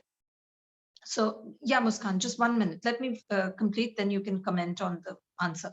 So it's very important that if you are in a relationship, to keep it as platonic as possible. In general, it's not good to be dating, because it's really complicated. You will have these emotional attachments. You're still young. You really don't know whether this is the person who you should be marrying, right? But you will get emotionally attached. So what that happens in the long run is either you break up, which is not nice, because that means you will end up marrying someone else. And what will be your relationship with that other person when you've already had an intense relationship with someone else? There's a large possibility that there will be a breakup, not because of you both, maybe circumstance, something or the other. Few years is a long time. When I was in college, I saw multiple relationships break up, where in the beginning it seemed like they're so much in love or they're so compatible. But eventually, because of so many reasons, somebody goes to work somewhere else, and long distance doesn't work out. So many reasons. The point is, there's a high possibility that you may break up, you may end up marrying someone else. And that's very weird, because you've had a relationship with one man, and there's another man who's your husband. And now when things go wrong with this person, you start comparing that, well, things were not like this with my boyfriend. Okay, we ended up breaking up, but he was good in A, B, and C. And then over a period of time, you don't even remember the problems that you had. You kind of start thinking about, he was so thoughtful and he would give me this, and my husband is like so tired, he doesn't even have time to talk to me, whereas I would talk for hours and hours to my boyfriend. So many things. It's unfair to compare, but it happens because the situation is different. We don't see that. But at that point, we start comparing. It really complicates life. So you know what? It's not that hard. If you are making spiritual progress, Krishna will give you the strength. Please remain away from such serious relationships. And trust me, if you really are meant for each other, that it should still work out in the long run, right? It seems impossible, like, oh my God, break up for no reason, but to remain chaste, that seems like so old-fashioned. And it's like really, it seems just such a weird thing to suggest to somebody, right? But honestly speaking, it will make life so much more peaceful. You know, my girls are studying in a school in Mayapur, and they have boys and girls together in primary. And after primary, boys go to a separate campus and girls are separate. And the minute that happens, it's like the girls blossom. You know, they start interacting more with the teacher in class because you're not conscious that, oh, the boys are there. And sort of, you know, you're not always aware that there are boys around. So having that presence of a boy in our life, and especially a serious relationship, it really takes a toll on our mental space.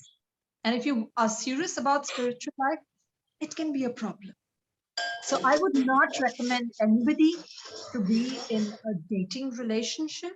If you are really that compatible, you have a good relationship, then you can say that let's wait for a while till we can get married. And then let's check whether at that point, when we are old enough to get married, in a situation where we can get married, then whether it's still suitable. So I'm sorry, it's a difficult thing to do, but that is the solution from Shastric point of view. Please do not date. Or at least if you cannot bring yourself to break the relationship, do not be physically intimate. Hare Krishna. So that's like practically impossible. So it's best not to be in that relationship where there's a long gap between when you can get married. If you're in a relationship and you're already all mature, working, then please get married. And that also, if, like you said, that if you feel that the person will also be favorable to Krishna consciousness, you feel at some point you will be able to bring him to Krishna consciousness. Well, Hare Krishna.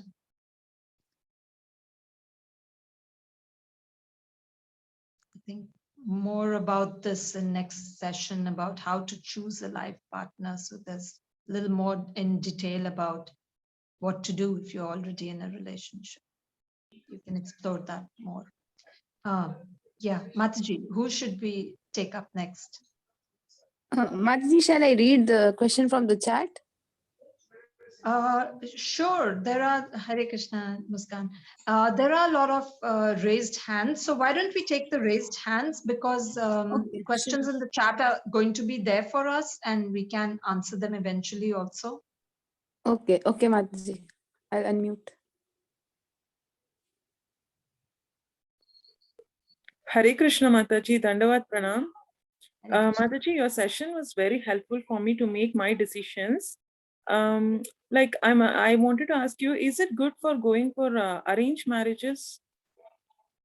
Yes, you will hear more about this in the next session. It is very useful. Mataji, also you have mentioned that one of the article that why women should wear sari. Can you share that article with us? Also, sure, you can Google it. Why I Wear a Sari by Rambhoru Devidasi. okay. So it's really a very sweet article. You should read it. Rambhoru, that's her name. Rambhoru. It's easily, you can find it on Google. And there was another very nice article I read about a young devotee who has given her experience of why she wears a sari. So touching that I feel like I'm a soldier of Krishna, and, you know, very nice article. Right.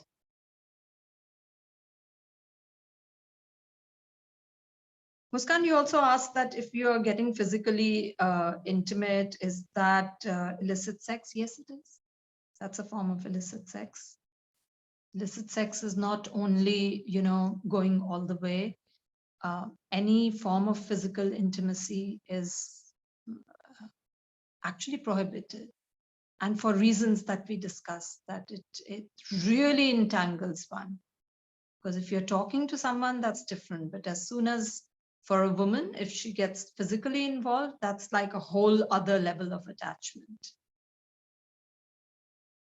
Hare Krishna. Yes, Mataji, next question. Should we take another question? Hare Krishna, Mataji, Dandavat Pranam. Dandavat Pranam. Mataji, very nice session. It was very helpful for me. So, Mataji, I'm at a stage where we are looking for matches among devotees and non-devotees both somehow, because my family is not yet in Krishna consciousness, but they support me.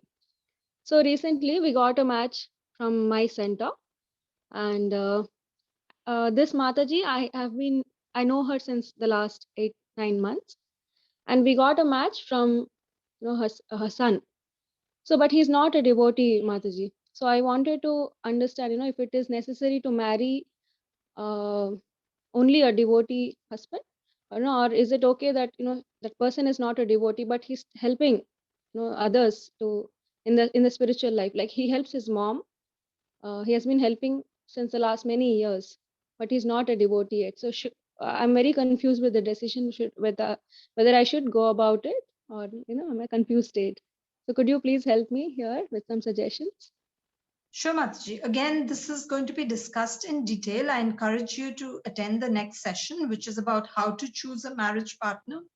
But briefly, our first priority should be to marry a devotee husband. It makes a lot of difference in a woman's life, because your spouse, it's interesting because one of the ladies, what's her name? Sheryl Sandberg, who spoke a lot about lean in. Her idea was that for working women, she encouraged them that you should give it your best and do your best at work and don't be half-hearted about working and so on. So it was a whole movement sparked about empowering women at work. And I've written about that, I think, in my book, that she got a lot of criticism also for what she was saying. But one of the things she said was that if you want to be successful in your career, you must have a supportive husband. Okay, that was like one of the things. So same thing for us. What's our real goal and career? It's our spiritual life. And what we do need is a supportive spouse. So it's extremely important to have a devotee husband. There are people who are favorable, but that's kind of like they're not convinced. And maybe somewhere that may happen with a devotee also, but certainly the chances are less. But if you go with a supportive or a pious person, and like he's supportive of you, that's good. That's better than not being supportive. But then, at some point when push comes to shove, they'll say, "Acha bahut ho gaya."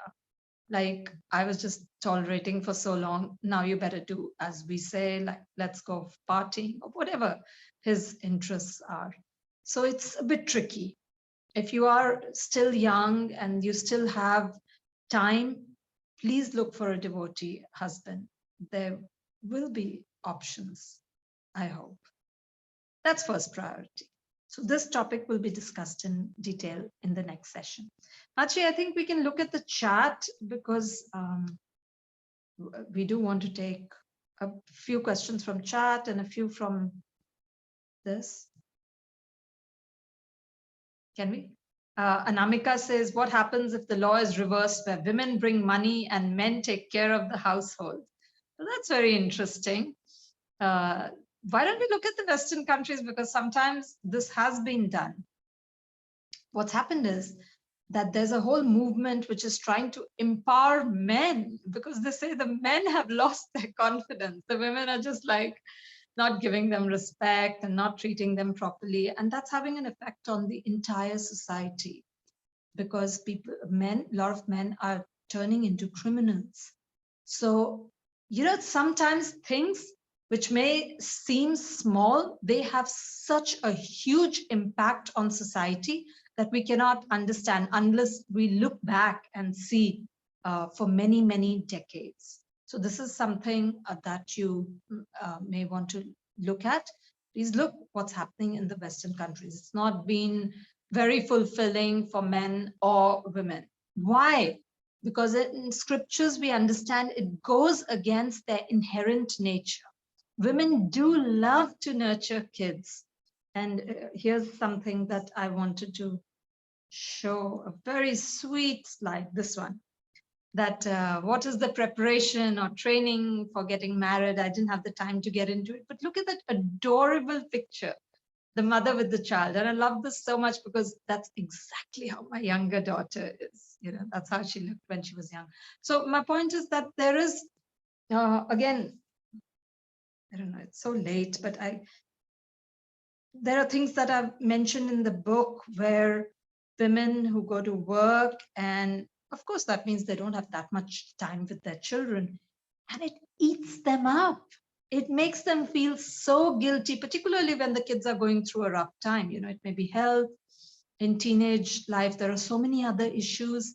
And if the parent is not there for them, the women feel bad. And then some of these women said, you know, we feel worse than our husbands who are also at work. So it's not that they're heartless and they don't love their children. I just read it actually. It's really sweet and relevant. Where she says that, okay, this is a person who was working as director of policy planning for the US State Department. And what she said, that I've come to believe that men and women respond quite differently when problems at home force them to recognize that their absence is hurting a child, right?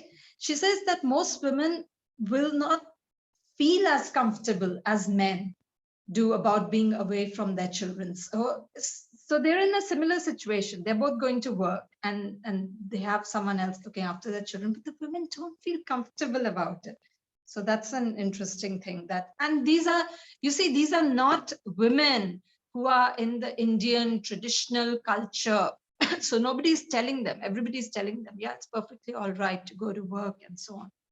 So anyway, this paradigm, when it's reversed, not the best thing. It's not been working out in the Western countries. Komal was asking repeatedly that we should answer her question. I don't have, what are the prerequisites for getting married? We will discuss it in the next section. Okay, so this chat is a bit difficult for me because... Mataji, do you want me to read? Yes, please. Komal, what did Komal say? Because she's asking that please answer my question. One second, Mataji. She asked that Mataji, Lakshmi Bai जी को उनकी husband की death के बाद खुद अपनी protection करी and same उन्होंने अपने son की भी protection किया. This thing is there. Okay. Okay, so you're asking that, what's the question exactly? Should I unmute her, Mataji? Komal, do you want to speak to us?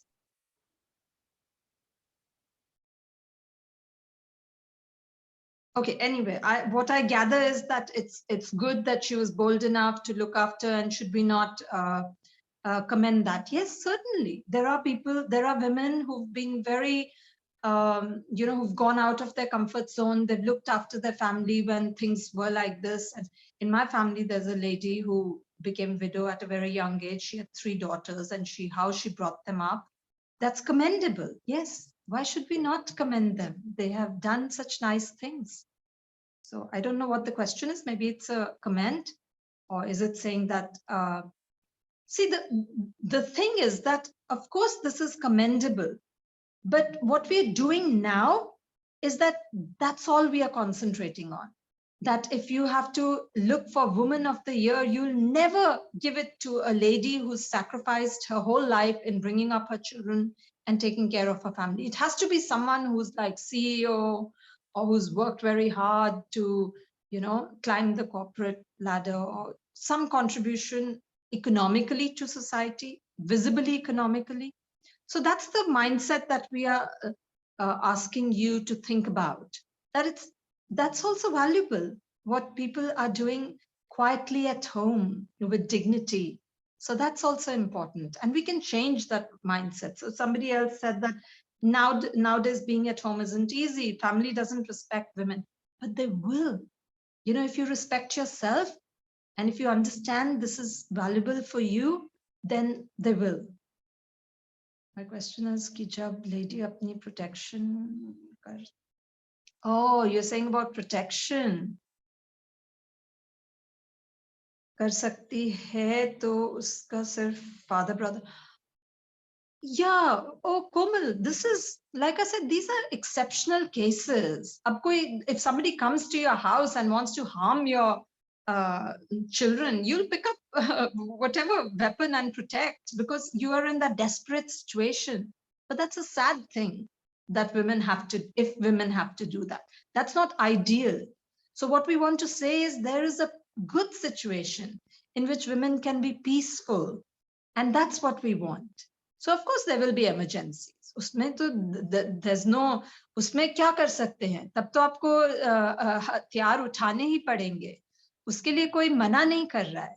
पर ये बोलना कि यही अच्छा है, the girls must be trained and they should take care of themselves, they don't need a man, that's not true. I mean, and why should it be? Because the men are there. If you give them half a chance, they'll be happy to protect their women. If you give them respect, they'll give the respect back to you, and they'll give you protection and love and affection and everything. Hare Krishna. Let's take the hands which are raised. Yeah, let's take somebody's raised hand. Rakshita. Hare Krishna Mataji, Dandavat Pranam. Hare Krishna. So your session was really informative and I learned a lot. So my question is that you told that men are there for protection, but nowadays we see that women get married and the husbands are torturing them and all of it, Mataji. So where does that protection come? So where Prabhupada mentions that women should get married so that the husband can protect, the husband is not doing the work of protection. So how can women stand by? Yeah, I get this? your question. Is that Rakshita who's asking the question? Yes. Okay, Rakshita. Yeah. So Rakshita, I'm sad to hear that you have heard of so many cases where men are torturing their wives. Is that something that you have seen around you, if you don't mind me asking you? Is that, or something that you have read? How do you have this like kind of impression? What I'm asking is that, yes, these cases are there. You have read. Okay, Rakshita. So it is unfortunate, certainly because Kali Yuga is progressing. So men are not doing their duty like they should be doing. But you know what? It's still not that common as we are led to believe, because what sells newspapers and media? It's like these horrible things. So they'll pick out the worst kind of news. They're not going to tell about the hundreds and thousands of families in which the men are doing their role, in which the women are trying their best to serve as well, right? So we don't see the other picture. It's not that suddenly in the last few decades, men have become animals, because remember how society was in a few generations back, very stable, very peaceful. It's not like the men were always beating their wives and this and that, which is considered like, oh my God, you know, domestic violence. But really, I mean, how often does that happen? And how many are those men who are like really torturing their wives? What's happening is mostly people have started taking this little bit of bickering, where out of anger, woman may say something and man may say something and woman may say something and the man may say something worse. And it's like, oh my God, verbal abuse. You are so abusive towards me. Is it like the man just woke up and he started shouting and screaming? There may be people like that. But how often? I don't know, Ruchi, really that common? Anyway, the point is, yes, if you are in an unfortunate relationship, then you must seek help. No two ways about that. We are not saying that a person should just suffer. But this principle holds. And we have seen it being successful. And we don't want to throw out the principle because of some negativity. And you know, it becomes a vicious cycle. What happens is the men do want to protect, but the women are, because of few bad incidents, they are not expecting that protection. So the men also become complacent. And instead of inspiring the men to be good and being that power of inspiration, so this is mentioned by Srila Prabhupada in 3-4 places in Srimad Bhagavatam, that particularly he says about Kshatriyas. I think it was Maharaj Priyavrata, that his wife was very nice, and through her he was getting the inspiration to protect her, to protect the citizens. And it is said that that is really needed. So in a lot of places it is said, so it's a reciprocal relationship. If you indicate to the men that I really appreciate what you're doing and I seek that protection, then you are likely to get it in a nice way. So if you give respect, you will get respect. So somebody says that you have seen domestic violence. That's really tragic. That's very sad. I can understand that you have a very negative feeling towards getting married, but believe me, all men are not the same. It's unfortunate. And if you seek, I pray to Krishna that you find a very sweet and thoughtful person who will value you, and from your heart, you will be able to respect him. So even though things now are very unfortunate, but please do not think that these principles don't work anymore. They do work. And I've also, you've seen the bad side. I've also seen that, but I've also seen things where situations where things improve, where actually people who were abusive, but because of the wife's good behavior, their hearts are transformed. Not that we should suffer, waiting for that thing to happen, but I'm saying that the principle is there, and in many cases we see it working wonderfully. Don't be so cynical that, especially in India, I mean, I see by and large the boys are good. If you give them love and affection and respect, they will give their life for their family. I've seen this deep sense of duty in Indians where I'm sorry to say, in a lot of Westerners, we don't see it. So we are so fortunate in that way. But also we have to see that our own behavior as women has undergone so much change. Like, I'm speaking for myself. As soon as my Prabhu says something which I feel is wrong, I'll answer back. So you have to see, we are always pointing the finger at the men that they don't give protection. And many times, I'm taking out cartons from our loft, and Prabhu says, be careful. And I'm like, it's fine. I do this all the time. So that's actually not nice, because he wants to do these things. But I'm so trained in the way I grew up to be very independent that I just do these things. So a lot of it is because of how we are. I'm not saying people are abusive because of how we are. So there's a line. There are some people who are just sick and they have a mental problem. So we're not talking about the severe cases, but I'm saying some cases where there is a scope of improvement, it may just happen. If you seek protection, you may just get it. Sorry, long answer. Mataji, there's a question from Anu Mataji in the chat that if we are not brought up this household way and we find it difficult to maintain house in comparison to going office and working there, neither Yes. we feel that our body can manage these duties. Very good question. See, the slide is so relevant. I missed the slide because I was going short of time. So yes, this is happening today. And it's important because we've not had the training, right? It may seem like this is mundane work, cooking, cleaning, anybody can do it. You don't need a lot of intelligence for that. But there is a training required about keeping house, being very efficient. So people who are trained, they can do it in half the time. They can do it much better. And that frees up their time for sadhana and other things, right? So, but unfortunately, some of us have not had the training. What I would say is better late than never.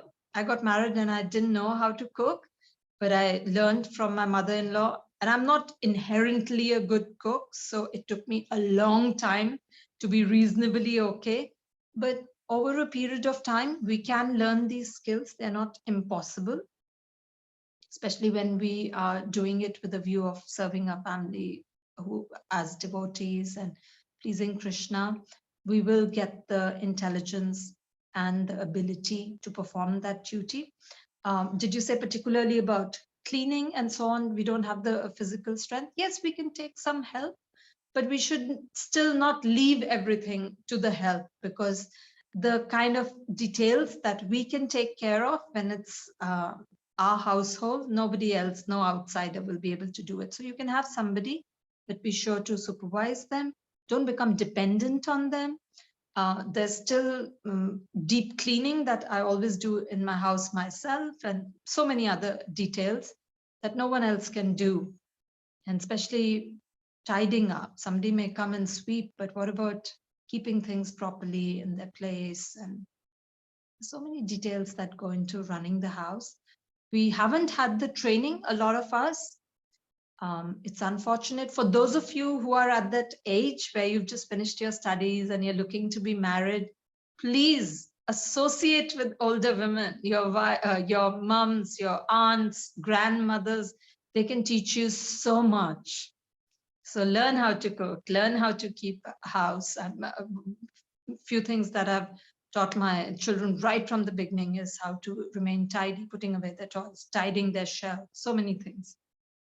So learn. It's never too late. You all are young. Hare Krishna Mataji, Dandavat Pranam. Thank you so much, Mataji, for a very nice session. And Mataji, I have one question regarding.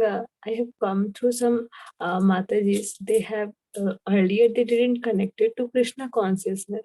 At that time, in the college time, it is very often that they are associated with like a boyfriends and all these things. But nowadays, as they associate them, they have some association and they have some also relation. After that, they feel very frustrated, and their age is also going on, but they decided not to marry, and their family is also like a very in a tug of war that they are, according to Indian culture, women should be married, but that Mataji are not think so.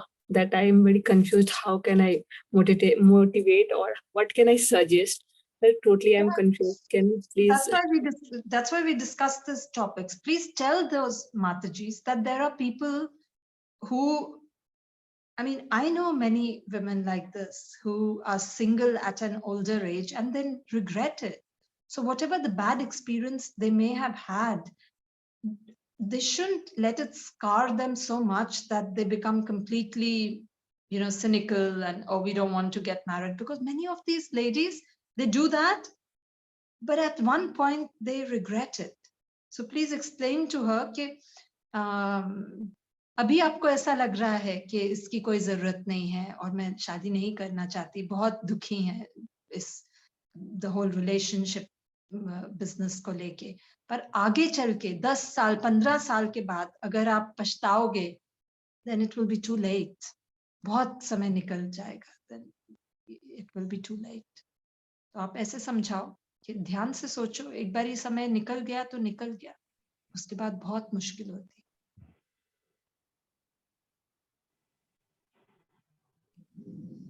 Hare Krishna Mataji. Dandavat. Thank you Mataji for a wonderful session. I wish I would have got it before. So Mataji, I had a question. Suppose if a person is in relationship with another man or boy, and he comes out to be later a devotee, and he brings you as well in Krishna consciousness, and you both decide to marry in future and live a happily Krishna conscious life. But later on, like after passing out the college, the man changes his mind and he says ki it's not possible, we are not compatible. So how should a girl like prepare her consciousness again? See, if something like this happens, what can you do? I mean, you have to move on with life. You have to pray to Krishna to give you a suitable person. I mean, the person who has been rejected like this has to pray. If they have done things like this and they're at that stage in their life, they should not be consumed by it, that, go into a lot of depression and this and that, because unfortunately, but we should have that regret. We should understand that, oh, that was not nice. Why did I even get into this relationship? Because if we have that regret, then at least we will not make mistakes in future, and we can advise other people to not make that mistake. So it comes to the same thing what we were saying, right?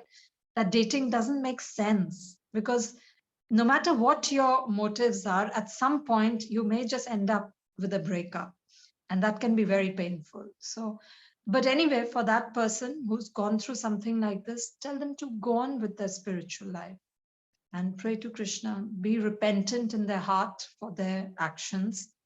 And yeah, the only solution to atoning for mistakes in Krishna consciousness is more Krishna consciousness. Just be more intensely engaged in devotional service, chant with more sincerity, and life will improve, and Krishna will send her the right person. It's a bit complicated. You need to take this in the next session, but for the next person also, you need to be honest with them about your past, and hopefully they will accept you for who you are. Be a better devotee. That's all. Okay, so we still have raised hands. It's 8:45. I don't mind taking more questions, but Shiromani Mataji, would you advise? Should we go on taking questions? Mataji, it depends on you. I'm okay. Yeah. So, yeah, actually, whoever would like to leave, they're welcome to leave, of course. They yes, know that. correct. So okay, fine. whoever is interested in continuing, they're welcome. Okay. Thank you.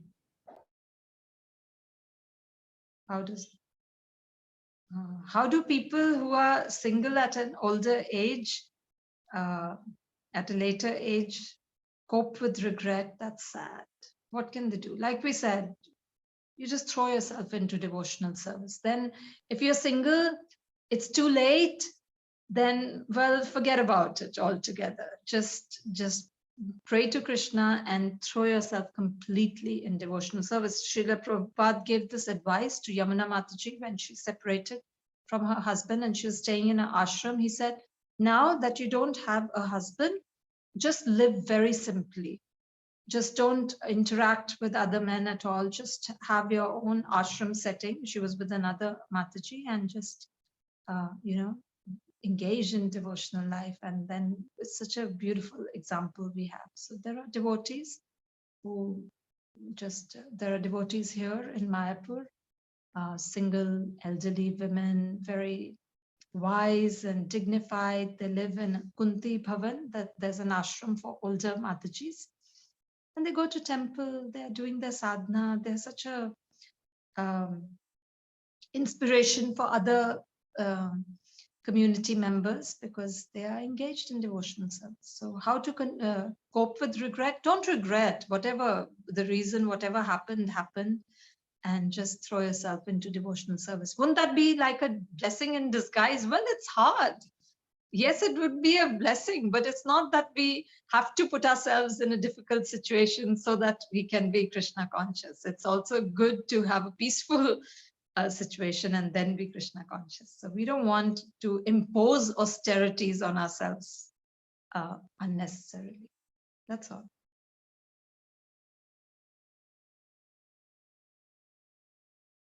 Okay, I'm going to unmute Damini Mataji.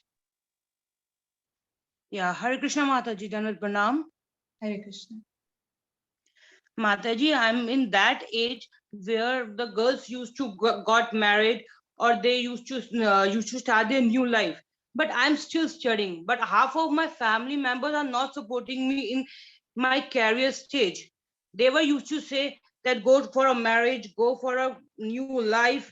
You don't bother about your career. And some of my family members were supporting in that go for your career, do whatever you want to do. We are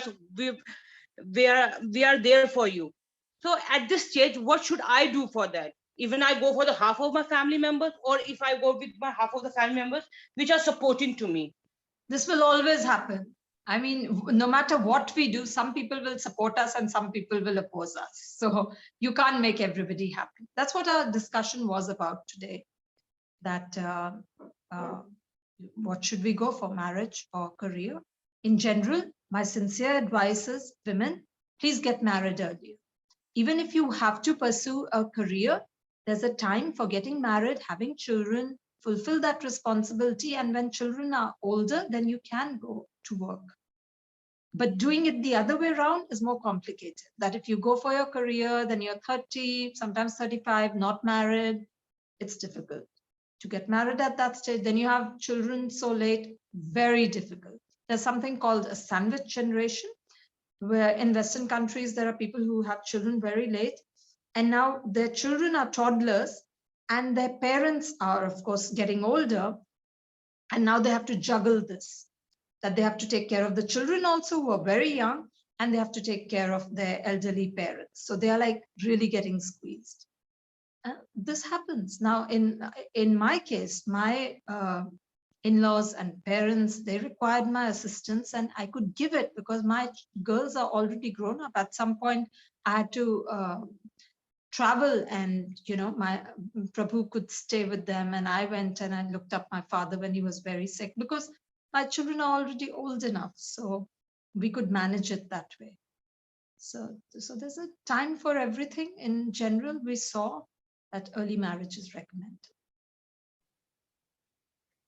Mataji, there's a question from Lavanya Mataji. What if a girl is not interested in career and want to serve Lord Krishna consciousness, but parents, being a non-devotee, wants her to get a job? Now, what should the girl do?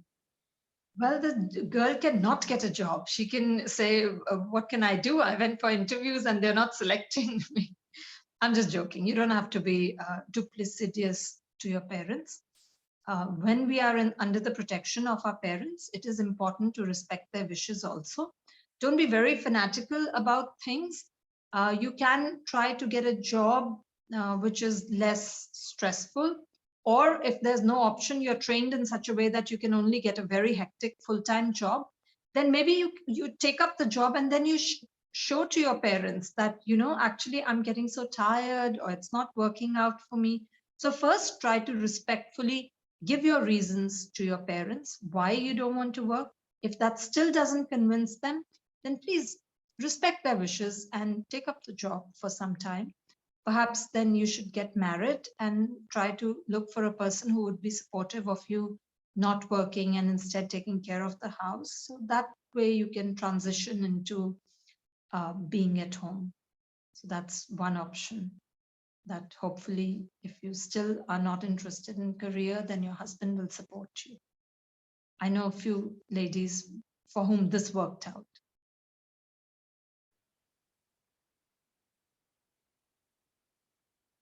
Hare Krishna Mataji, Dandavat Pranam. So I have a question that one of my devotee friends, she got married recently to a Brahmana initiated devotee, but now he is not at all following anything, not even chanting nor anything, and he started to drink tea, coffee, like everything totally opposite to whatever he should not do. But she is like, means what should she do at such situations? Okay. Again, I'm sure this will be discussed in marriage, which is the after this, there is finding the right partner, and on 25th there will be a session on this. But to answer you briefly, well, she can pray. If she has been in a situation, I mean, her husband has been Brahmana initiated, so obviously he has those good samskars, and perhaps he's strayed from devotional service for the moment, but they're married. And as a couple, it's important to support each other when we have these difficulties. So she should be supportive without being very preachy, like, oh, you should do this, or it's terrible, you're not following your vows. So as a wife, she should not criticize or reprimand, but keep her good behavior. And maybe by that, he will be inspired, or in some way she can tell some other devotees to speak with him or invite him for programs. So once he's back in the association of other devotees, perhaps that will be helpful. She can pray for his welfare and keep up her good, respectful behavior. That's very important. It's difficult. It's really difficult, but families in marriage, things happen like this. And in a devotee's life, sometimes there are ups and downs. It doesn't mean he will never come back to devotional life. If he has been initiated, there must be something inside him that convinced him. So he's just going through a rough time. She should be very supportive at this time. Very supportive. That's what Mataji, there's a question in the chat that in today's world, when boys and girls interact so much, example in school, college, work, etc., then how to control our natural biological feelings of liking the opposite gender? We cannot totally stop talking to boys, how to be strong. Yeah, well, because we're so used to talking, and that's the way we've grown up, that it kind of fans it. But we have to realize that it's also made a big deal, whereas it's not. Of course, at a certain age, it's natural, which is why early marriage is recommended, because you can be married and then have a normal relationship, which you're supposed to have at this age. So that's the weird thing, people look down on early marriage, but they're okay with people dating. So it's the same thing, right? Boys and girls are together, but if you suggest that they get married, it's like, they're so young. Well, then why are they dating? Whatever. That's a different topic. How to be strong? Well, first thing is to understand the pitfalls of it. And this is, of course, from a Shastric point of view, we understood that it's bad for our consciousness. But even from a very practical point of view, breakups happen all the time, and you don't want to be there. And things get messy, not just between the boy and girl. Sometimes, the best friend gets involved and you have some tiff with your friends over the boy or his friends. It can be really messy. So in general, it's not to be strong. It's really to understand that this is not going to be good for me. And how it can work is that you can develop really good relations with the girls who are your friends. Spend time with them. After all, a lot of the reason why we have a boyfriend or we hang around is because it's fun to do those kind of things. You go for a movie, you go to eat out, you're talking the same things that you would to a friend. So why not invest that energy into having very deep relationships with the girls who are your friends? And that will last you a whole lifetime. So that's so nice. So you should certainly try to engage yourself in things that will take your mind off this whole thing about boys. Be busy, throw yourself into your studies, into your sadhana, into preaching, book distribution. So just if you fill your day, then it'll be easier. And control your natural biological feelings. You should think that anyway, I'm going to get married and all the feeling that I have, I'll direct it towards my husband. So that's the right way to look at it. That yes, there is one person and there's nothing wrong in a boy being attracted to a girl and vice versa, but we are going to do it in our marriage. So I'm going to wait till I get married. That's the proper way of thinking. There was something about early marriage that one of the Matajis wrote that, it's that a person who gets married very early, it's unhealthy because she doesn't know anything about, I don't know what it means. She may not actually have an idea of what a healthy relationship should be, and has characters and the characters she wants, and she has no. So the question is that if somebody gets married very early and they don't know what a proper relationship is, she may end up putting up with a lot of abuse. If the person she marries doesn't have a mature outlook, and she ends up missing a lot of opportunities in education and career in most cases. How do we understand this? Yes, this is unfortunate, but Usha, these are like exceptional cases. So ordinarily, if a person does get married early, they do have an idea of what a normal relationship looks like, because we've seen our parents, aunts and uncles, so what is a relationship like. And hopeful. And of course, that is very important for early marriage. We're not saying that just anybody should be married to anyone. The training is always required for both men and women when they're getting married, boys and girls. They must understand what it entails, what their duties are, and practical problems that they may face. So we hope that whoever is getting married has taken advice, or somebody has advised them, like someone older in their family has advised them or spoken to them. Not just like you sit down and have a half an hour, 2 hour discussion on how it's going to be. This is something that happens over a period of time. That's how people were trained for a long time. So that's the normal way of going about it. And that is what is recommended. We don't recommend that people who have no idea about what a marriage is, a girl is studying in school, and suddenly you say, oh, tomorrow you're getting married. And that's it. This is your husband. So that's not how we go about things. They are told over a period of time, like for a few years, that soon it's time for you to get married. And this is what you can expect from your husband. This is what your duties are, and so on. So yes, it can be very unhealthy if somebody goes into a marriage without having any idea what is expected. And it's also very unfortunate if somebody has to undergo emotional abuse. That's always unfortunate, early or late marriage, whatever the case. And we never support that, of course. Hare Krishna Mataji, Danvat Pranam Mataji. Actually, Mataji, I'm in my second year of biomedical engineering, and my cousin was insisting me to do highest, and was actually insisting me to prepare for GRE, TOEFL, and all to do higher studies. But actually, I was like, no, I'm not going to do that.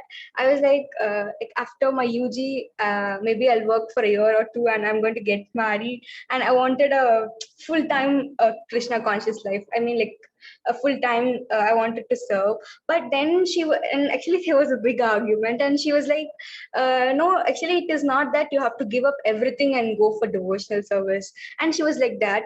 And even then I was remembering how initially when I came to Krishna conscious, when I came to spirituality, we were telling, actually spirituality is not about escapism. I mean, like giving up everything and taking it. So actually, how do we understand that, Mataji? But actually, my intention was not escapism from my responsibilities. Actually, I love to study, but more than that, I wanted to have a very strong spiritual life. So, and actually, even I'm confused if should I have to work or not. So first you have to understand, you should be clear about your reasons. You said the right thing, that it's not that you want to escape things. That is important, because unfortunately some people are in that mentality where they're just lazy, and they use scripture that okay, I don't want to study further, I don't want to work because it's not expected of me. That's not the case. Nobody is expected to just idle off. If you're not going to work as such, then you should be really engaged in scriptural study, in helping the people at home, if you're not married, your mom, and so on, and engaged in doing something fruitful, be it preaching or, like I said, studying. So one thing is that it's not that anybody is recommending that you don't study further or don't go to work and just do nothing instead. You must be engaged, and you must find proper engagement. And in case that is not the case, then go ahead with life as a matter of routine. I would say it's best to be engaged. So whether you are studying or working, go ahead till you get married and you have a more regulated life and more of your duty. So, but keep in mind that your sadhana is not getting affected. So if this whole thing of writing GRE, then going abroad, studying there, what kind of association you have there, you have to think about these things very carefully. And it's not about convincing someone else. First, you have to see what is working for you. So that's one thing. And that's a lot of what we discussed. If you want to think about working, please go with your eyes open, realize what that entails, and see what your decision should be based on that. Yeah. And similarly for studying, further studies, it's the same thing. You will have to be in association of people who are not favorable towards Krishna consciousness. You have to think about how it's going to affect your life. So make a very intelligent decision about where you want to go to study further. At least if you have to go to a place where there are devotees, where you can get devotee association and so on. So think for yourself. I don't want to be prescriptive and say that this is what all women should do in every circumstance, because everybody's circumstance is different. You have to see what works for you, but these are the principles. So what we discussed today are guiding principles, and you should contemplate on them. You should think about them. Early marriage, what are the essential duties of women? And if you go to work, then what are the challenges you'll face? So think about all these things before you make a decision. And it's true that we don't have to give up things to be Krishna conscious, but we also want to make our life conducive. So even for men, it is not recommended that they go on working. Their duty is to work and provide for their family, but not till the end of their life. For them also, they should work a certain amount. When they have fulfilled their responsibilities, they have to retire, if possible, even before that, engage in full-time service. So these principles that one does not have to give up doesn't mean that you never have to give up. It means that don't, like you said, don't give up as a means of escape. But if you do give something up to make more time for your devotional life and you're so sincere about it, then by all means, if you can make a more favorable situation for yourself, that's good.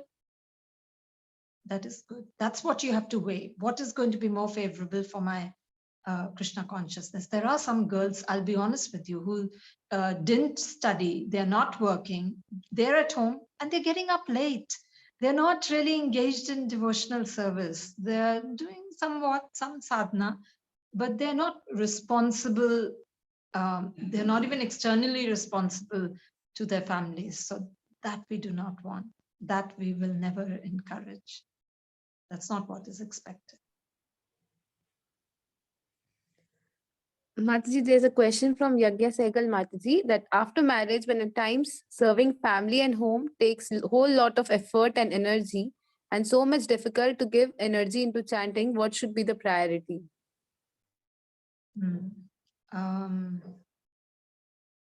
Yeah, one has to learn to prioritize. So a lot of this helps when there's training.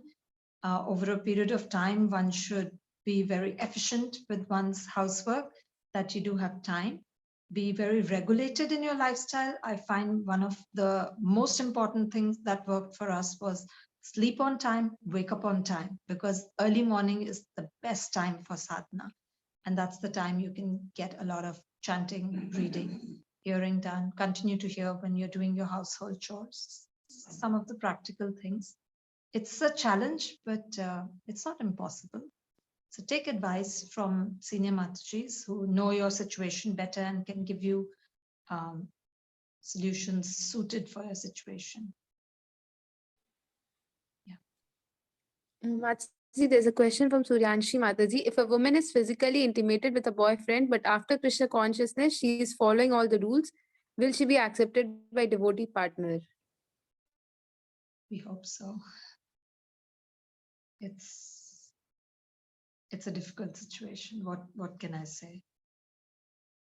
We can pray that yes, someone comes along who can perceive her sincerity.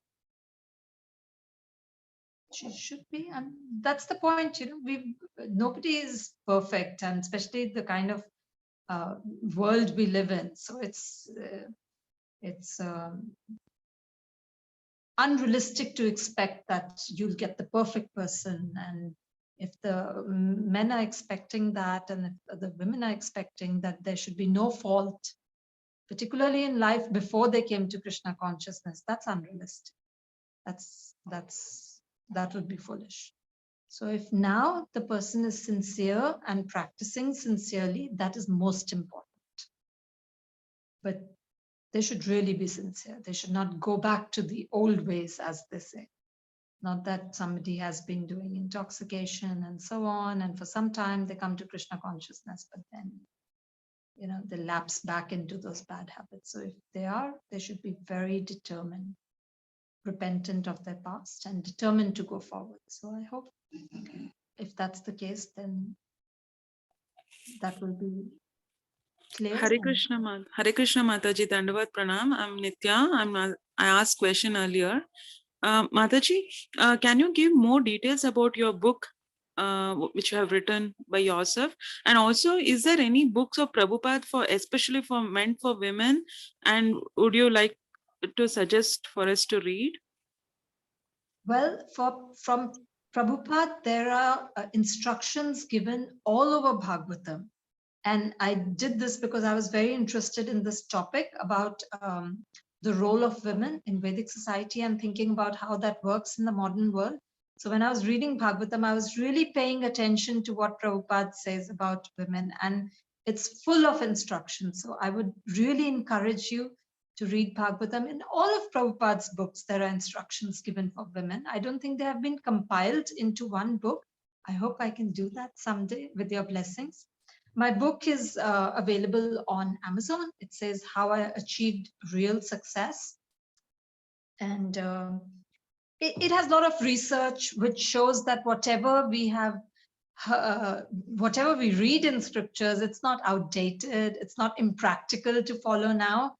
It is very relevant. So I've talked a lot about how these things have played out when people have moved away from culture. And this culture was prevalent in a lot of places in the world. It's not there. In many ways, it's not there in Western countries. But what has that resulted in, and what lessons we can learn from that? So it's available on Amazon. Sure. So I could send a link on the groups. And you could see. Just if you go on, my given name is Indira Meshram. So if you search that on Amazon, you can get it. If any of you visit Mayapur, then you could take it from me. I'll be happy to meet with you and give you a copy. Hare Krishna.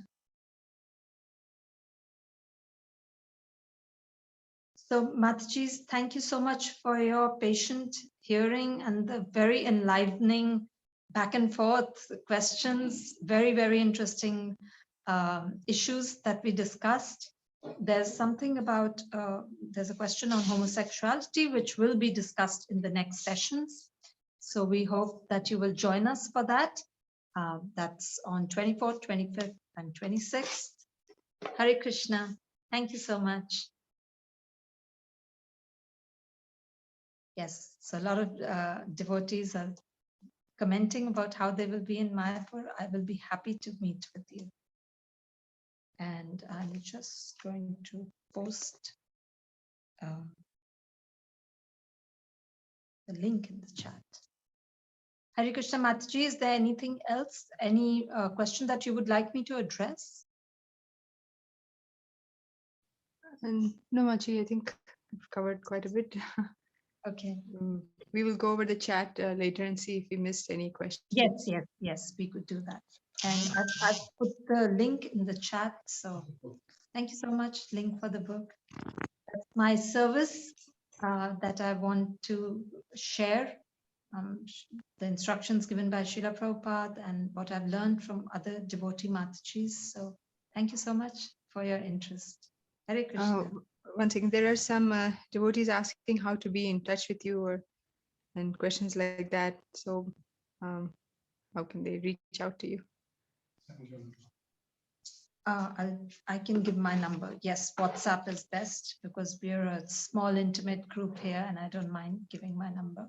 I'm just going to post it right now. So you can message me. I'll be happy to be in touch with you all. I'll be happy to be in your association.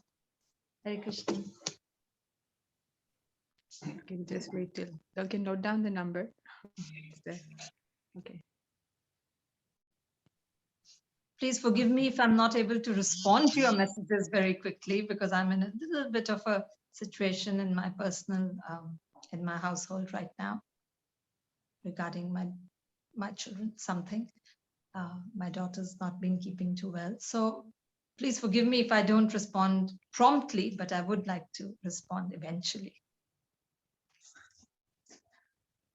Okay. Okay, Machi. Thank you very much, Mataji. Hare Krishna, thank you so much. Okay. Okay, so thank you everybody, and we hope to see you next weekend, Friday, Saturday, Sunday, Christmas weekend. Finding the right marriage partner and more into married life in Krishna consciousness, part 1 and part 2. Okay. Thank you everyone. Hare Krishna. Hare Krishna.